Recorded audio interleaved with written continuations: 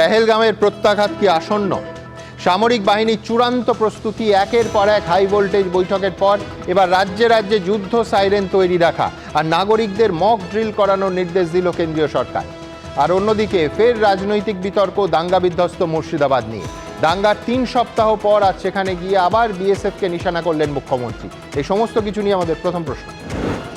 BSF গুলি না চালালে পরের দিনের ঘটনা ঘটতো না। মুর্শিদাবাদে পা দিয়েই হিংসার জন্য বিএসএফকে নিশানা মুখ্যমন্ত্রী। মুখ্যমন্ত্রীর ভোট ব্যাংকের লোকেদের হামলা, আক্রান্তরা বিএসএফকেই চান, পাল্টা বিরোধী দলনেতা। পুলিশি ব্যর্থতা থাকতেই কি বারবার শাসকের নিশানায় সীমান্তরক্ষী বাহিনী? দ্বিতীয় প্রশ্ন।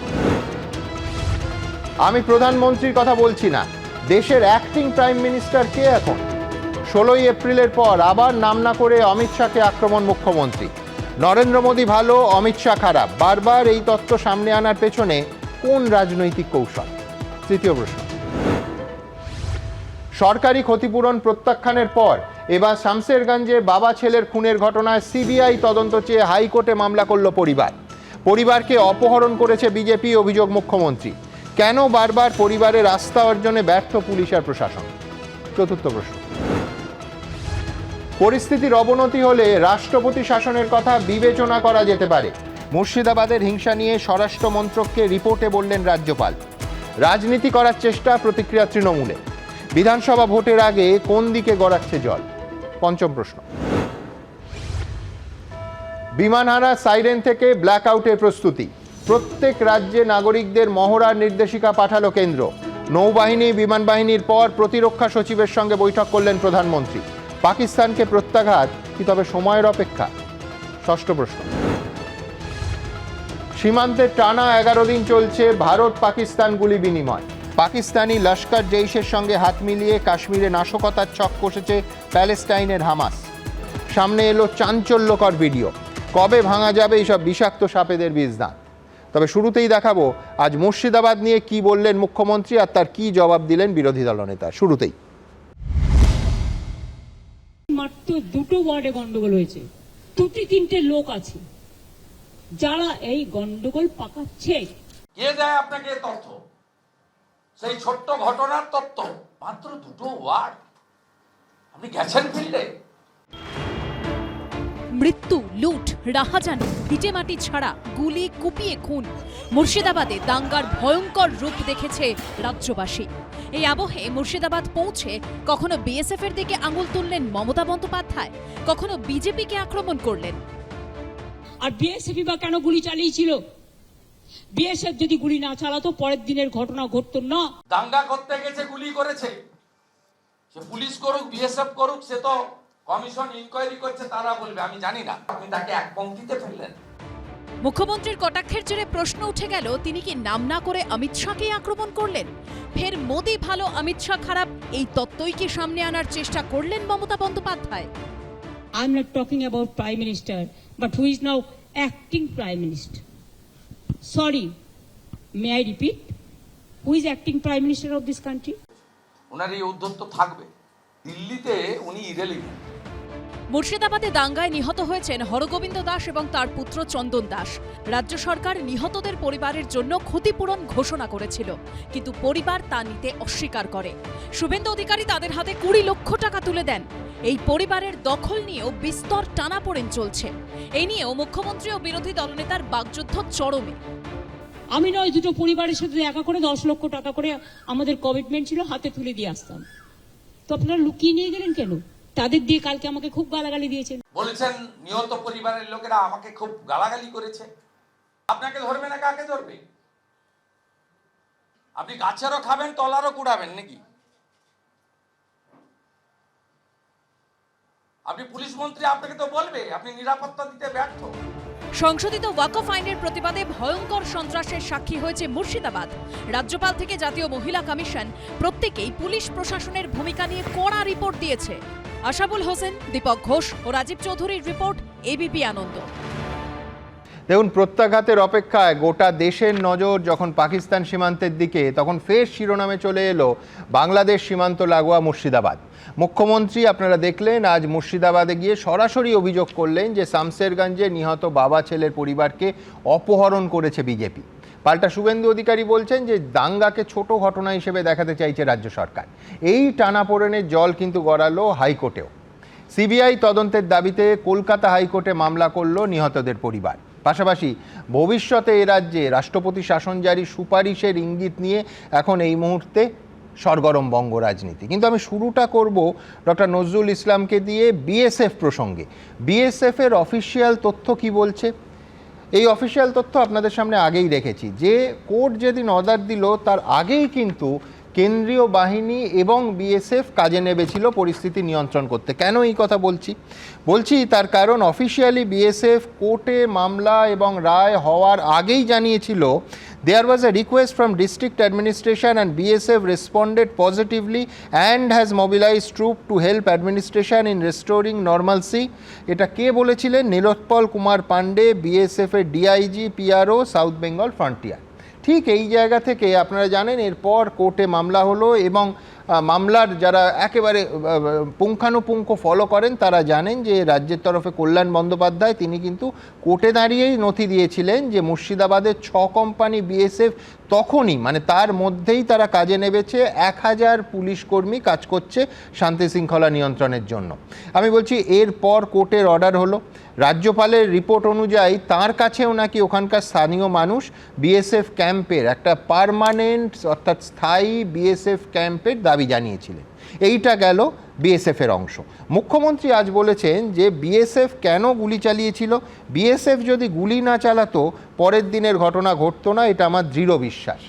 ডক্টর নজরুল ইসলামের কাছে আমার প্রশ্ন খুব পরিষ্কার থাকবে যে এত বড় অভিযোগ এবং দ্বিতীয়বার এই অভিযোগ ওঠার মধ্যে অন্তত এখনো পর্যন্ত বিএসএফ বা কেন্দ্রীয় স্বরাষ্ট্র মন্ত্রকের কি এর জবাব দেওয়া উচিত ছিল না? না হলে আমাদের ধরতে হবে তাহলে নিশ্চয়ই মুখ্যমন্ত্রী ঠিক বলেছেন এবং বিএসএফ এর নীরবতা সেই মুখ্যমন্ত্রীর তত্ত্বকেই সমর্থন জানাচ্ছে। কি বলেন নজরুল ইসলাম? শুনবো এবার। বিএসএফ কেন্দ্রীয় সরকারের একটা বাহিনী, তো এরা কেন্দ্রীয় সরকার না চাইলে নিজে থেকে কোনো উত্তর দিতে পারে না। আমি যেমন পশ্চিমবঙ্গ পুলিশে যখন চাকরি করতাম, পশ্চিমবঙ্গ পুলিশের তরফ থেকে আমাকে যদি অনুমতি না দেওয়া হয় তাহলে আমি কিছু বলতে পারি না। এমনকি আমার বিরুদ্ধে যখন মানহানি করা হয়েছিল তখন আমি যাতে কোর্টে যারা করেছে তাদের মামলা করতে পারি তার জন্যও সরকারের অনুমতি নিতে হয়েছিল, দরখাস্ত করেছি। তো বিএসএফ যে কিছু বলেছে কি না সেটা তাদের সম্মতি ধরে নেওয়া হবে, এটা ঠিক নয়। এখন কেন্দ্রীয় সরকারে যাদের অধীনে বিএসএফ কাজ করে, স্বরাষ্ট্র বিভাগের অধীনে কাজ করে এবং স্বরাষ্ট্রমন্ত্রীর নাম আপনারা জানেন, তিনি কেন বলছেন না, তার সঙ্গে আমাদের এখানে শাসক দলের নেত্রীদের কি সম্পর্ক সেটা আমি অনেকবার আগে বলেছি, আর মনে হয় নতুন করে বলার দরকার নেই, সমঝোতার জন্য এটা বলছেন না। এবার আসুন যে আজকে যে কথা বলেছেন আপনি বললেন এবং তার পরিপ্রেক্ষিতে প্রশ্ন করলেন যে বিএসএফ যদি গুলি না চালাতো তাহলে এই ঝামেলাটা হতো না, এটাই তো মোদ্দা কথা। একদম। তো বিএসএফের তো ওখানে আইন শৃঙ্খলা রক্ষা করার দায়িত্ব ছিল না এবং আপনারাই এক্ষুনি বললেন যে হাইকোর্টে আদেশের আগে জেলা প্রশাসন বিএসএফকে ডেকেছিল। তো জেলা প্রশাসনের ডিএম এসপিরা মমতা ব্যানার্জির অনুমোদন না নিয়ে ডেকেছিল, তারপরে তারা জেলা প্রশাসনে ছিলেন, অর্থাৎ মমতা ব্যানার্জির অনুমোদনে তারা বিএসএফকে ডেকেছিল। তাহলে বিএসএফকে কি ডাকাই হয়েছিল যে তাদের ঘাড়ে দোষটা চাপিয়ে দেওয়া যায়? যদি বিএসএফের কারণেই ওখানে গণ্ডগোল হয় তাহলে আমি বিএসএফকে কেন ডাকবো? হাইকোর্টে অর্ডার দিলে যখন ডাকতে বাধ্য ছিলাম সেটা আলাদা কথা, কিন্তু তার আগে আমি যখন বিএসএফকে ডেকেছি তখন ধরে নিতে হবে যে বিএসএফের বিরুদ্ধে আমার কোনো অভিযোগ ছিল না, তার জন্যই ডেকেছি। নজরুল, এখানে আমার প্রশ্ন থাকবে যে আইন শৃঙ্খলা পরিস্থিতি বিএসএফকে হ্যান্ডেল করতে হবে কিন্তু গুলি চালানো যাবে না, এই রকম কোনো নির্দেশ কি বিএসএফ এর উপর থাকতে পারে বা অ্যাডমিনিস্ট্রেশনের দিক থেকে এই রকম কোনো নির্দেশ থাকতে পারে? দেখুন, আমি আবারও বলছি, বিএসএফ কেন্দ্রীয় সরকারের বাহিনী। জেলা প্রশাসন যখন বিএসএফকে অনুরোধ করেছে তারা পরিস্থিতির গুরুত্ব অনুধাবন করে কেন্দ্রীয় সরকারের সঙ্গে তারা কি কথা বলেছে আমি জানি না, কিন্তু কথা বলে নেওয়ার কথা, নেওয়ার পর তারা এসেছে। যখন তারা এসেছে, যখন তারা ফিল্ডে ডিউটি করবে, তখন রাজ্যের পুলিশদের সঙ্গে করবে এবং সেখানে ল অ্যান্ড অর্ডার মেনটেন করা ম্যাজিস্ট্রেটও ডিপ্লয় করা হবে। যদি ম্যাজিস্ট্রেটকে সেখানে ডিপ্লয় করা হয় তাহলে ম্যাজিস্ট্রেট গুলি চালাতে বললে তবেই গুলি চালাতে পারবেন, না হলে চালাতে পারবেন না। আচ্ছা, তো অতএব বিএসএফ এর সেটা দোষ হতে পারে না।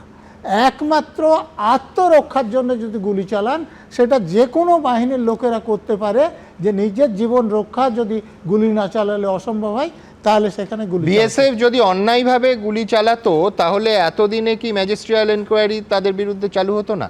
যে কোনো গুলি চললেই তার এনকোয়ারি হয় এবং আমার ধারণা এই যে গুলি চলেছে তার জন্য এনকোয়ারি অবশ্যই হচ্ছে। তো এনকোয়ারি করে যেটা পাওয়া গেছে সেটা সামনে নিয়ে আসা হোক না, একদম। তাহলেই তো বোঝা যাবে যে দোষটা বিএসএফ এর ছিল, ওখানকার স্থানীয় পুলিশের ছিল না, যিনি ম্যাজিস্ট্রেট যাকে ডিপ্লয় করা হয়েছিল তার ছিল। কিছু না বলে অন্যের ঘাড়ে দোষ চাপিয়ে দেয়া, এটা আমাদের রাজ্যের মাননীয় মুখ্যমন্ত্রী তথা পুলিশ মন্ত্রীর বহুদিনের অভ্যাস এবং তিনি সঠিক কথা প্রায় বলেন না এবং সত্য কথাও খুব কম ক্ষেত্রে বলেন। যখন যেরকম মনে হয় তিনি বলে দেন, সেইগুলো নিয়ে আলোচনা হয়, আসল ব্যাপারটা ধামাচাপা পড়ে যায়। ধন্যবাদ নজরুল। আমি এবার মুদ্রার ঠিক উল্টো দিকটা নিয়েও আলোচনা করব, অর্ণবের কাছে আসব, কিন্তু তার আগে একবার দ্রুত দেখব বিএসএফ নিয়ে মুখ্যমন্ত্রীর গুরুত্বপূর্ণ অভিযোগ, শুভেন্দু অধিকারী তার প্রেক্ষিতে কি বলছেন। পাশাপাশি দেখুন। বিএসএফ বা কেন গুলি চালিয়েছিল? বিএসএফ যদি গুলি না চালাতো পরের দিনের ঘটনা ঘটতো না। দাঙ্গার পর সোমবার প্রথমবার মুর্শিদাবাদে পা রাখলেন মুখ্যমন্ত্রী মমতা বন্দ্যোপাধ্যায়। মঙ্গলবার যাবেন দাঙ্গা বিধ্বস্ত এলাকা পরিদর্শনে। কিন্তু সংশোধিত ওয়াকফ আইন বিরোধী বিক্ষোভ কিভাবে হিংসাত্মক ধ্বংসাত্মক হয়ে উঠল? কেন কুপিয়ে খুন করা হলো হরগোবিন্দ দাস ও তাঁর ছেলেকে? কেন ভিটেমাটি ছাড়া হতে হলো হিন্দুদের? এই নিয়ে বিরোধীদের তীব্র আক্রমণের মুখে ফের একবার বিএসএফ এর দিকে আঙুল তুললেন মুখ্যমন্ত্রী। আপনারা করছেন দাঙ্গা আর গালাগালি খাচ্ছি আমি, কেন? আমি কি আপনাদের কাউকে বলেছি কেউ কারো বিরুদ্ধে দাঙ্গা করুন? আর বিএসএফ বা কেন গুলি চালিয়েছিল? বিএসএফ যদি গুলি না চালাতো পরের দিনের ঘটনা ঘটতো না, এটা আমার দৃঢ় বিশ্বাস। লজ্জা লাগে না এই মুখ্যমন্ত্রীর? আপনি হরগোবিন্দ দাস, চন্দন দাস বাড়ি থেকে ডেকে বাড়ির সামনে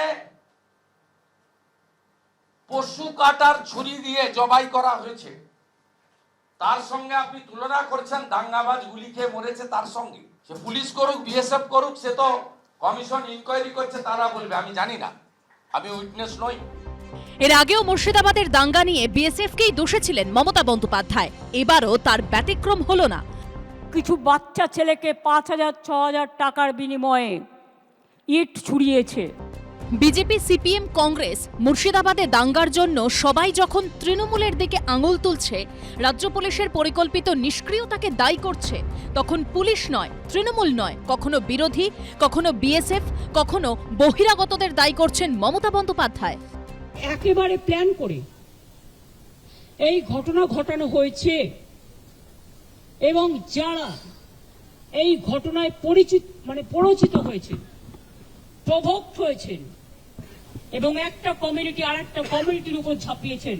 আর এই জেলায় আমি দেখছি বহিরাগত কিছু লোক এসে ধর্মের নামে বিধর্ম কথাবার্তা বলে তারাই কিন্তু দাঙ্গা ঘটিয়ে সবচেয়ে আগে পালিয়ে যায়। আসানসোলের দাঙ্গা, ধুলাগড়ের দাঙ্গা, কালীচকের দাঙ্গা, বসিরহাটের দাঙ্গা, কটাকে শাস্তি দিয়েছেন তিনি? কটা তদন্ত করে অপরাধী বার করেছেন? এখনও এই যে সোশ্যাল মিডিয়ায় এত দাঙ্গা উস্কানি দেওয়া হচ্ছে, ঘৃণা দেওয়া হচ্ছে, ঘৃণাভাষ্য দেওয়া হচ্ছে, কটা এফআইআর করেছে পুলিশ? মমতা বন্দ্যোপাধ্যায় লাগাতার বিএসএফকে নিশানা করলেও দাঙ্গাবিধ্বস্ত এলাকাগুলির বাসিন্দারা বারবার পুলিশের ওপর অনাস্থা প্রকাশ করে স্থায়ী বিএসএফ ক্যাম্পের দাবি করেছেন।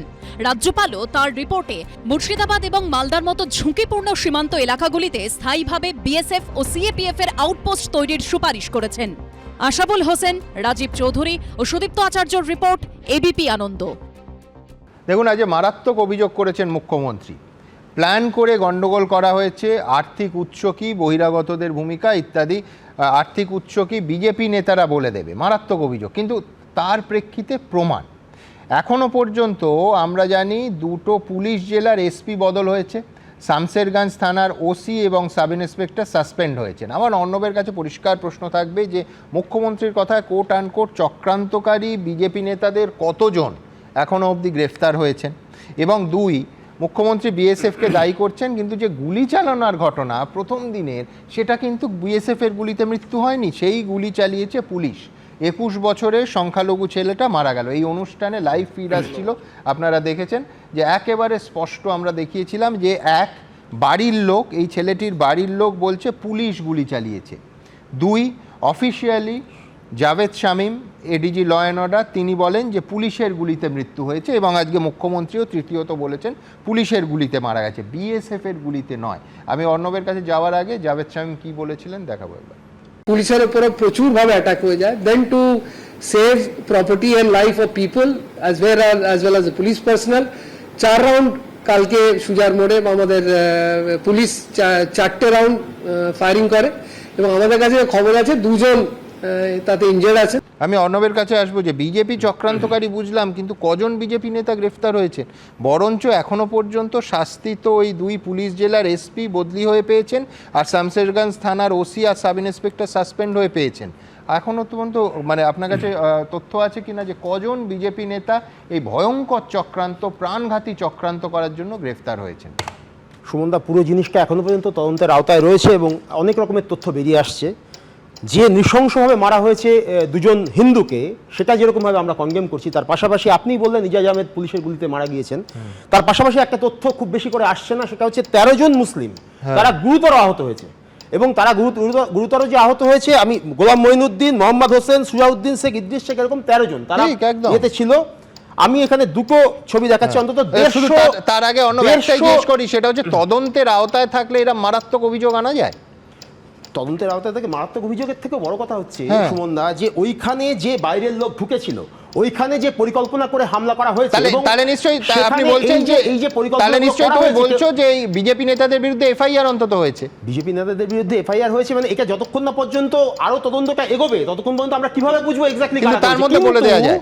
কিন্তু একটুকু নিশ্চিত যে ওখানকার যারা ভিকটিম তারা পর্যন্ত বলেছে, লোকাল লোকেরা বলেছে যে এখানে যারা যারা গন্ডগোল পাকিয়েছে তাদের মধ্যে বড় অংশ তারা কিন্তু লোকাল লোক নয়, তারা বাইরের বহিরাগত। কিন্তু বহিরাগত ইজ ইকুয়াল টু বিজেপি, তার মানে বহিরাগত, মানে যদি বহিরাগত আসে, ধরুন এই তথ্য আমরা পাচ্ছি যে ঝাড়খণ্ড থেকে, মহারাষ্ট্র থেকেও লোক ঢুকেছে, তো কারা ঢোকাবে ওখানে? ওইখানে এই গন্ডগোলটা পাকাতে পারলে, দাঙ্গাটা করতে পারলে ভারতবর্ষে একটি মাত্র রাজনৈতিক দল আছে যার রাজনৈতিক লাভ হয়। জবাব সজল দেবে। আমি খুব দুটো ছবি দেখাচ্ছি, একটুখানি আপনি একটু বলুন দেখাতে। একজন হচ্ছেন আবু তাহের, শিব মন্দির বাজার ধুলিয়ান, এর এই দোকান, ওপরে দোকানটার ছবি, তার নিচে ধ্বংস করে দেওয়া হয়েছে, পুরো পুড়িয়ে দেওয়া হয়েছে। আর একজন মুসলিম, তার দোকান, ইনি হচ্ছেন মিজানুর রহমান, এর দোকান পুরো পুড়িয়ে দেওয়া হয়েছে। প্রায় 100 থেকে 150টা দোকান এবং বাড়ি মুসলিমদের এটা কিন্তু ওখানে পোড়ানো হয়েছে বা ধ্বংস করা হয়েছে, এই তথ্য কিন্তু সেখানে সামনে আসছে না। তাহলে এখানে বারবার করে যখন বলা হচ্ছে, যখন ওয়াকফ আন্দোলনের সময়, যখন একটা ওয়াকফ নিয়ে যখন একটা গন্ডগোল তৈরি হচ্ছে, সেই গন্ডগোলটার মধ্যে ঢুকে কে বা কারা আরও বেশি করে উস্কে দিল এবং আগুনটাকে আরও বেশি করে জ্বালালো, সেইটা যতক্ষণ না পর্যন্ত আমরা এটা মীমাংসা করতে পারছি বা স্পষ্ট করে চিহ্নিতকরণ করতে পারছি, ততক্ষণ পর্যন্ত আমরা এটা একটা জায়গাতে নিশ্চিত করে বোঝা যাচ্ছে যে এই পুরো পরিকল্পনাটার পিছনে এমন কোনো একটা ব্লুপ্রিন্ট ছিল, যে ব্লুপ্রিন্টটার মধ্য দিয়ে তদন্ত শেষ না করেও পাবলিকলি বলে দেয়া যায় না। এখানে আজকে শুভেন্দু অধিকারী কি বলেছেন, ওদের যারা তোষণ করা হয় তারা করেছে, এই কথাটা বলছেন। তাহলে আমার প্রশ্নটা হচ্ছে, এই যে 13 জন আমি বললাম যারা আহত হয়েছেন, কই তাদের বাড়িতে তো শুভেন্দু অধিকারী যাননি?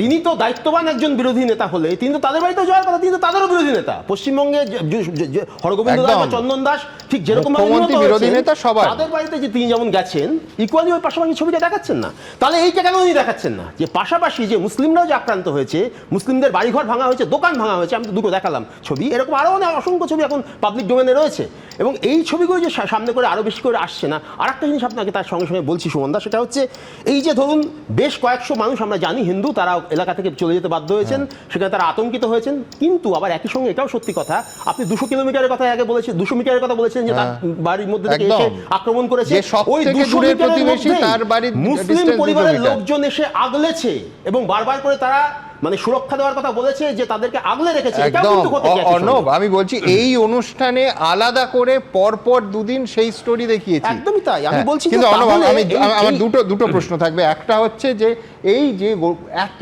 প্রাণঘাতী গন্ডগোল হলো, সেই গন্ডগোল যারা করলো তাদের মধ্যে কতজন ভিন জেলার, কতজন ভিন রাজ্যের, কতজন ভিন রাষ্ট্রের আছে কিনা জানি না, কিন্তু আমি বলছি সেইটা এফআইআর এর হিসেবে তো অন্তত এখনো পর্যন্ত বলা উচিত। এখনো পর্যন্ত হ্যাঁ। টোটাল গ্রেপ্তারের সংখ্যা 300 সেটাই তো আমি জানতে চাইছি, তার ভেতরে এবার কতজন সেইটার ভিন মধ্যে জেলার, থেকে ভিন একটা- রাজ্যের, এবং এইটা তো অন্তত বলতে হবে। তার মধ্যে 150 জন হচ্ছে মানে তারা বাংলাভাষী নয়, যারা গ্রেপ্তার হয়েছে তার মধ্যে 150 জন বাংলাভাষী নয়।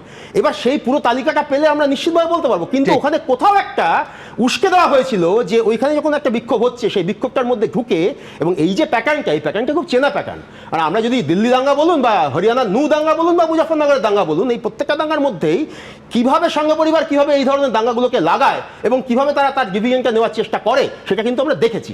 সুতরাং সেই জিনিসটা তারা এখানে চালাতে চাইছে না বা করতে চাইছে না, এটা কিন্তু বলা যায় না এরকম ভাবে। একদম আমি অর্ণবের সঙ্গে একমত যে হ্যাঁ সত্যি এই পুরো তালিকাটা পেলে বড্ড ভালো হতো। পাশাপাশি পুরো ছবিটা যদি সবসময় আমরা পেতাম, ধরুন এই যে ছবিগুলো অর্ণব দেখালো, তার পাশাপাশি কিছু ছবি যদি থাকতো যে প্রাণের ভয়ে মুর্শিদাবাদ জেলা ছেড়ে বেশ কয়েকদিন মালদার ওই স্কুল বাড়িতে যাদের আশ্রয় নিতে হলো, আমি বলছি সেই ছবিটা থাকলে কিন্তু আমি বলছি তালিকা শুধু নয়, ছবিটাও বোধহয় সম্পূর্ণ হতো। কিন্তু এইখানে আমি আমার পরের বক্তা সজলের কাছে প্রচুর অভিযোগ সজলের বিরুদ্ধে আমি আসবো। তার আগে আপনাদের সামনে যে প্রতিবেদনটা রাখবো সেটা হচ্ছে শামসেরগঞ্জে যে বাবা এবং ছেলে খুন হলেন, কুপিয়ে কুপিয়ে নৃশংসভাবে যাদের হত্যা করা হলো, তাদের পরিবার এবং সল্টলেকে তাদের থাকা নিয়ে গতকাল গোটা দিন ধরে কাল নাটকীয় টানাপোড়েন চললে। যারা মিস করেছেন আরেকবার মনে করিয়ে দেবো। আমি ওই মিটিংটা করার পরে আমি ওদের বাড়িতেও যেতাম, কিন্তু যেহেতু বিজেপি ওদের দুজনকে সরিয়ে নিয়ে গেছেন, হাইকোর্টে এসেছি, আমরা বিচার চাই, আমরা সিবিআই তদন্ত চাই, আমরা বিএসএ ক্যাম্প চাই। মুখ্যমন্ত্রীর ওপর আশা নেই, রাজ্যমন্ত্রীর ওপর ভরসা নেই। গত 12ই এপ্রিল মুর্শিদাবাদে বাড়ি থেকে টেনে বের করে কুপিয়ে থেতলে খুন করা হয়েছিল বাবা ছেলে হরগোবিন্দ দাস ও চন্দন দাসকে। সেই ঘটনার প্রায় 3 সপ্তাহ পর মুর্শিদাবাদে গেলেন মুখ্যমন্ত্রী, কিন্তু নিহতের পরিবার শনিবারই কলকাতায় চলে আসায় শুরু হলো নতুন বিতর্ক। বিজেপির বিরুদ্ধে পরিবারের সদস্যদের অপহরণের অভিযোগ করলেন মমতা বন্দ্যোপাধ্যায়, পাল্টা জবাব দিলেন বিরোধী দলনেতা। তো আপনারা লুকিয়ে নিয়ে গেলেন কেন? এটা কিডন্যাপিং করে নিয়ে যাওয়া নয়, কাউকে নিয়ে যাওয়া। শুনতে তো হবে, কারণ ডিসেম্বর 24 তো আপনি ওদেরই দায়িত্ব দিয়েছেন, রক্ষা করার দায়িত্ব দিয়েছেন। তো আপনি তো পুলিশের উপর ভরসা করেননি, আপনি দাঙ্গা যারা করেছে তাদের উপরে ভরসা করেছিলেন। শনিবার সল্টলেকের বিজি ব্লকের এই বাড়িতে এসে ওঠে নিহতদের পরিবার, আর রবিবার 7 সকালে সেখানে পৌঁছে যায় পুলিশ। অভিযোগ, দরজা ভেঙে ভেতরে ঢুকে পড়ে তারা। এর মধ্যেই সজল ঘোষ, তরুণজ্যোতি তিওয়ারি সহ বিজেপি নেতৃত্ব হাজির হয় সেখানে। পুলিশের সঙ্গে শুরু হয় তুমুল বচসা। এখনো ভয় দেখানো হচ্ছে, কালকে থেকে এসেছি, কই মমতা খোঁজ নেয় না তো আমরা কি খাচ্ছি না খাচ্ছি, আজকে আমরা কি করতে এসেছি, মমতার পুলিশ। এই প্রসঙ্গে বিজেপি যেমন মুখ্যমন্ত্রীর বিরুদ্ধে আক্রমণ শানিয়েছে, তেমনই সরব হয়েছে নিহতের পরিবারও। আমি বিরোধী দলনেতা, আমি বাধ্য হয়েছি কালকে তাদেরকে আমার যে রেন্টাল হাউস আছে, রেন্টাল যে ছোট একটা জায়গা আছে থাকার, সেখানে আমি ওই পরিবারকে শেল্টার দিয়েছি অন হিউম্যানিটেরিয়ান গ্রাউন্ড এবং as a responsible leader of opposition West Bengal. হ্যাঁ, ওই বাড়িতে ভাঙচুর করলে, আমরা ওই বাড়িতে ছিলাম, তো সব দরজাটা ভেঙে দিলে, যে আমরাকে বলছে কি দরজা খুলো না তো তোমাদের বিপদ আছে, যে ওই বাড়িটাকে ভাঙচুর করে ফেলে দিলে, আমরা নিয়ে চলে যেত, যাতে আমরা খুলে দিতাম দরজাটা। তো পুলিশের উপর ভরসা নেই, পুলিশের উপর ভরসা থাকলে এরকম হতো। এই 24 দিনকার পরে যাবে, সব চলে গেছে, ওরা তো দেখা করতে যায়নি, কই গরিবের কাছে তো যায়নি, অত দরদ দিত। প্রথম দিন থেকেই রাজ্য পুলিশের উপর আস্থা নেই নিহতদের পরিবারের। এই প্রেক্ষাপটে জোড়া খুনের ঘটনায় সিবিআই তদন্তের দাবিতে হাইকোর্টে মামলা করলেন নিহত দুজনের স্ত্রী। বিধাননগর পূর্ব থানার পুলিশের বিরুদ্ধে অতি সক্রিয়তার অভিযোগেও মামলা দায়ের করা হয়েছে। বিচারপতি তীর্থঙ্কর ঘোষ মঙ্গলবার ফের বিষয়টি মেনশন করতে বলেছেন। আশাবুল হোসেন, দীপক ঘোষ ও সৌভিক মজুমদারের রিপোর্ট, এবিপি আনন্দ। আমার পরের বক্তা সজল ঘোষ। পুরোটা তোমাদের প্ল্যান করা সজল? মুখ্যমন্ত্রী বলছেন যে ঘটনা ঘটার পরের দিনই মানবাধিকার কমিশন চলে এলো। হঠাৎ কি করে পরের দিনই? 2 বছর মণিপুরে যায়নি, উত্তরপ্রদেশ বা রাজস্থানে ঘটনা ঘটলে খুঁজে পাওয়া যায় না। কিন্তু ঘটনার বিরুদ্ধে এই যে ঘটনা এতক্ষণ দেখালাম সজল, এখানে তুমি, কৌস্তব বাগচি, তরুণজ্যোতি তিওয়ারি, শঙ্কুদেব পান্ডা, তাদের সামনে গোটা ঘটনার এই টানাপোড়েনটা চলেছে। মুখ্যমন্ত্রী বলছেন যে পরিবারকে লুকিয়ে নিয়ে যাওয়া হয়েছে কেন, ডাল মে কুচ কালা হ্যায়, একদম সরাসরি অপহরণের অভিযোগ। দেখুন, প্রথম কথা বলছি, অপহরণের অভিযোগ ততক্ষণ থাকে যতক্ষণ পর্যন্ত না যিনি অপহৃত তিনি যদি বলেন যে আমি স্বেচ্ছায় এসেছি, তারপর আর অপহরণের কোনো অভিযোগ থাকে না। গতকাল অবধি শোনা যাচ্ছিল ওই চন্দন দাসের মা এবং হরগোবিন্দ দাসের স্ত্রী, তিনি অপহৃত হয়েছেন, কিন্তু এবং অভিযোগকারী হচ্ছে তার ছোট ছেলে, এক ছেলে। তো তার ছেলের একটা ভিডিও পেয়েছিলাম, আর আজকেও আর একটা ভিডিও পেয়েছি। তারা বলেছেন কিভাবে তাদেরকে ভিডিওটা করানো হয়েছিল। আসলে অপহরণ করতে এসেছিল মুর্শিদাবাদ থেকে পুলিশ। আপনি আমায় বলুন, কিন্তু তাহলে কি এই পরিবারের ছেলে ট্র্যাপে পড়ে গেছিল? ট্র্যাপে নয়, ফোর্স গান পয়েন্টে। আপনি কি করবেন? পুলিশ গান পয়েন্টে কমপ্লেইন করাচ্ছে। এটা কি আপনি নতুন দেখছেন দাদা পশ্চিমবঙ্গে? হ্যাঁ, মুশকিল হচ্ছে আমার ঘরের দরজা যেভাবে ভেঙে দিয়েছিল, তাতেও না হয় তাদের একটা বক্তব্য থাকতো যে আমি একটা বিজেপি করি। এরা তো বিজেপিও কেউ করেন না, এরা সাধারণ মানুষ। সন্ধ্যা, একটু মানবিকতার দিক থেকে আপনারা এখানে যারা বসে আছেন চোখ বুজে ভাবুন, এই পরিবারটা 4 ঘন্টা ধরে স্বামীকে মরতে দেখেছে, ছটপট করতে করতে শুধু রক্তপাতের জন্য ছেলেকে মরতে দেখেছে। 4 ঘন্টা ধরে মৃতদেহ তোলার লোক ছিল না, তখন পুলিশ আসেনি। আজকে কালকে 7 সকালে পুলিশ পৌঁছে গেল। শাশুড়ি বৌমা একসঙ্গে বিধবা হয়েছে, হ্যাঁ, 4 ঘন্টা পুলিশ আসেনি। ভাবুন, আপনি সেখানে 7 সকালে পুলিশ গিয়ে দরজা ভেঙে দিল। পুলিশটা কিরকম আপনি দেখান আরেকবার। আমরা শুভেন্দুবাবু বলতেন লাল চুল কানে দুল, তারা যুবা তৃণমূল। এগুলো পুলিশগুলো এখন আইও গেছে, কানে দুল, ড্রেস নেই, একটা জেলা থেকে আরেকটা জেলা 200 কিলোমিটার দূরে আসছে রেড করতে, এরকম একটা সেন্সিটিভ কেসে। সঙ্গে লেডি কনস্টেবলের তো আইডেন্টি কার্ডও নেই। আপনি পুলিশের উর্দি তো ছেড়ে দিন, হাওয়াই চটি, তারপর ফাটা জিন্সের প্যান্ট, মানে শিয়ালদার যে পকেট মারগুলো আছে তারাও গেট আপ এদের থেকে অনেক ভালো। এইভাবে রাজ্য পুলিশের আইও আসছে এরকম একটা সেন্সিটিভ কেসের আসামি, মানে অপহৃতকে উদ্ধার করতে। এই যে জায়গাটায় আসলে পুলিশ এসেছিল অপহরণ করতে, আজকে মুখ্যমন্ত্রীর সামনে ওনাদের প্যারেড করানো হতো, পায়ের সামনে ফেলে দেওয়া হতো, তারা কাঁদতেন আর মুখ্যমন্ত্রী খিচমেরি ফটো করতেন। এই যে পরিকল্পনাটা ছিল, এই পরিকল্পনাটা যেই ভেস্তে দিক, যদি শুভেন্দুবাবুও ভেস্তে দিয়ে থাকেন, তার জন্যই এত বুকের জ্বালা। ফেলানি বসাককে নিয়ে যাননি মমতা ব্যানার্জি, চম্পলা সর্দারদের নিয়ে যেতেন না মমতা ব্যানার্জি? আর উনি খুন করেছেন, উনি খুন করিয়েছেন, তো তাহলে বিরোধীরা তো বিরোধিতা করবে, সে কথা পাবলিকের সামনে এনে তুলে ধরবে। কিন্তু চম্পলা সর্দারের সঙ্গে উদাহরণটা কি জাস্টিফাইড হলো? আমি বলছি সেই অভিযোগটা পরবর্তী সময় দেখা যায় সম্পূর্ণ মিথ্যে ছিল। হতে পারে, উনি কি করেছিলেন সেটা, উনি কি করেছিলেন? এখানে তো মিথ্যা হওয়ার কোনো জায়গা নেই দাদা, আপনারা তো দেখছেন, আপনারা দেখিয়েছেন মিথ্যা হওয়ার জায়গা কোথায় এখানে। প্রশ্ন হচ্ছে উনি মিথ্যে কেস নিয়ে গেছিলেন, যদি উনি মিথ্যে কেস নিয়ে যেতে পারেন, তাহলে সত্য ঘটনাকে সামনে উন্মোচন করার জন্য কেউ চেষ্টা করবে না কেন? আপনার কথার তো উত্তর আমি দিয়েছি। মুখ্যমন্ত্রী বলেছেন, দেখুন আপনারাই এখানে আলোচনা করেছেন যে ডিএম এর নির্দেশে বিএসএফ গেছিল, এবং আপনি দেখিয়ে দিয়েছেন, ফলে আর আমাকে বলতে হবে না যে জাভেদ শামীম নিজে বলেছেন ততক্ষণ বিএসএফ গুলি চালায়নি, সম্ভবত আমার দেখানো না বিএসএফ এর অফিশিয়াল রিলিজ, সম্ভবত বিএসএফ মাঠেও নামিনি। জাভেদ শামীম বলে দিয়েছেন 4 রাউন্ড গুলি 2 জন আহত, 4 রাউন্ড গুলি 2 জন আহত, 2 জনের মধ্যে 1 জন মৃত। পুলিশ কাদের গুলি চালিয়েছে? যারা অপরাধ করেছে, সেই পুলিশ আবার তাদের 10 লক্ষ টাকা দিয়েছে। যদি গুলি চালিয়ে 10 লক্ষ টাকা করে তাদের দিতে হয়, হাওড়ার কেসেও দেখেছিলাম, সে উড়ন্ত লাঠি তাদের বাড়িতে রেশন পৌঁছে দিয়েছিল। এই যদি একটা পুলিশের সাম্প্রদায়িক চেহারা হয়, যে এক সম্প্রদায়ের হলে ডেড বডি তুলবো না, আর এক সম্প্রদায়কে ভুল করে মেরে ফেললে আমি টাকা দিয়ে আসবো। আবার শুনুন, বলছেন যে ইট ছড়িয়েছে 5,000 টাকা 6,000 টাকা দিয়ে। আমি বলছি যদি বিএসএফ ইটই ছড়াবে বা কেন্দ্রীয় সরকার ইটই ছড়াবে, তাহলে কালীঘাটে ছড়াবে, আগেও বলেছি।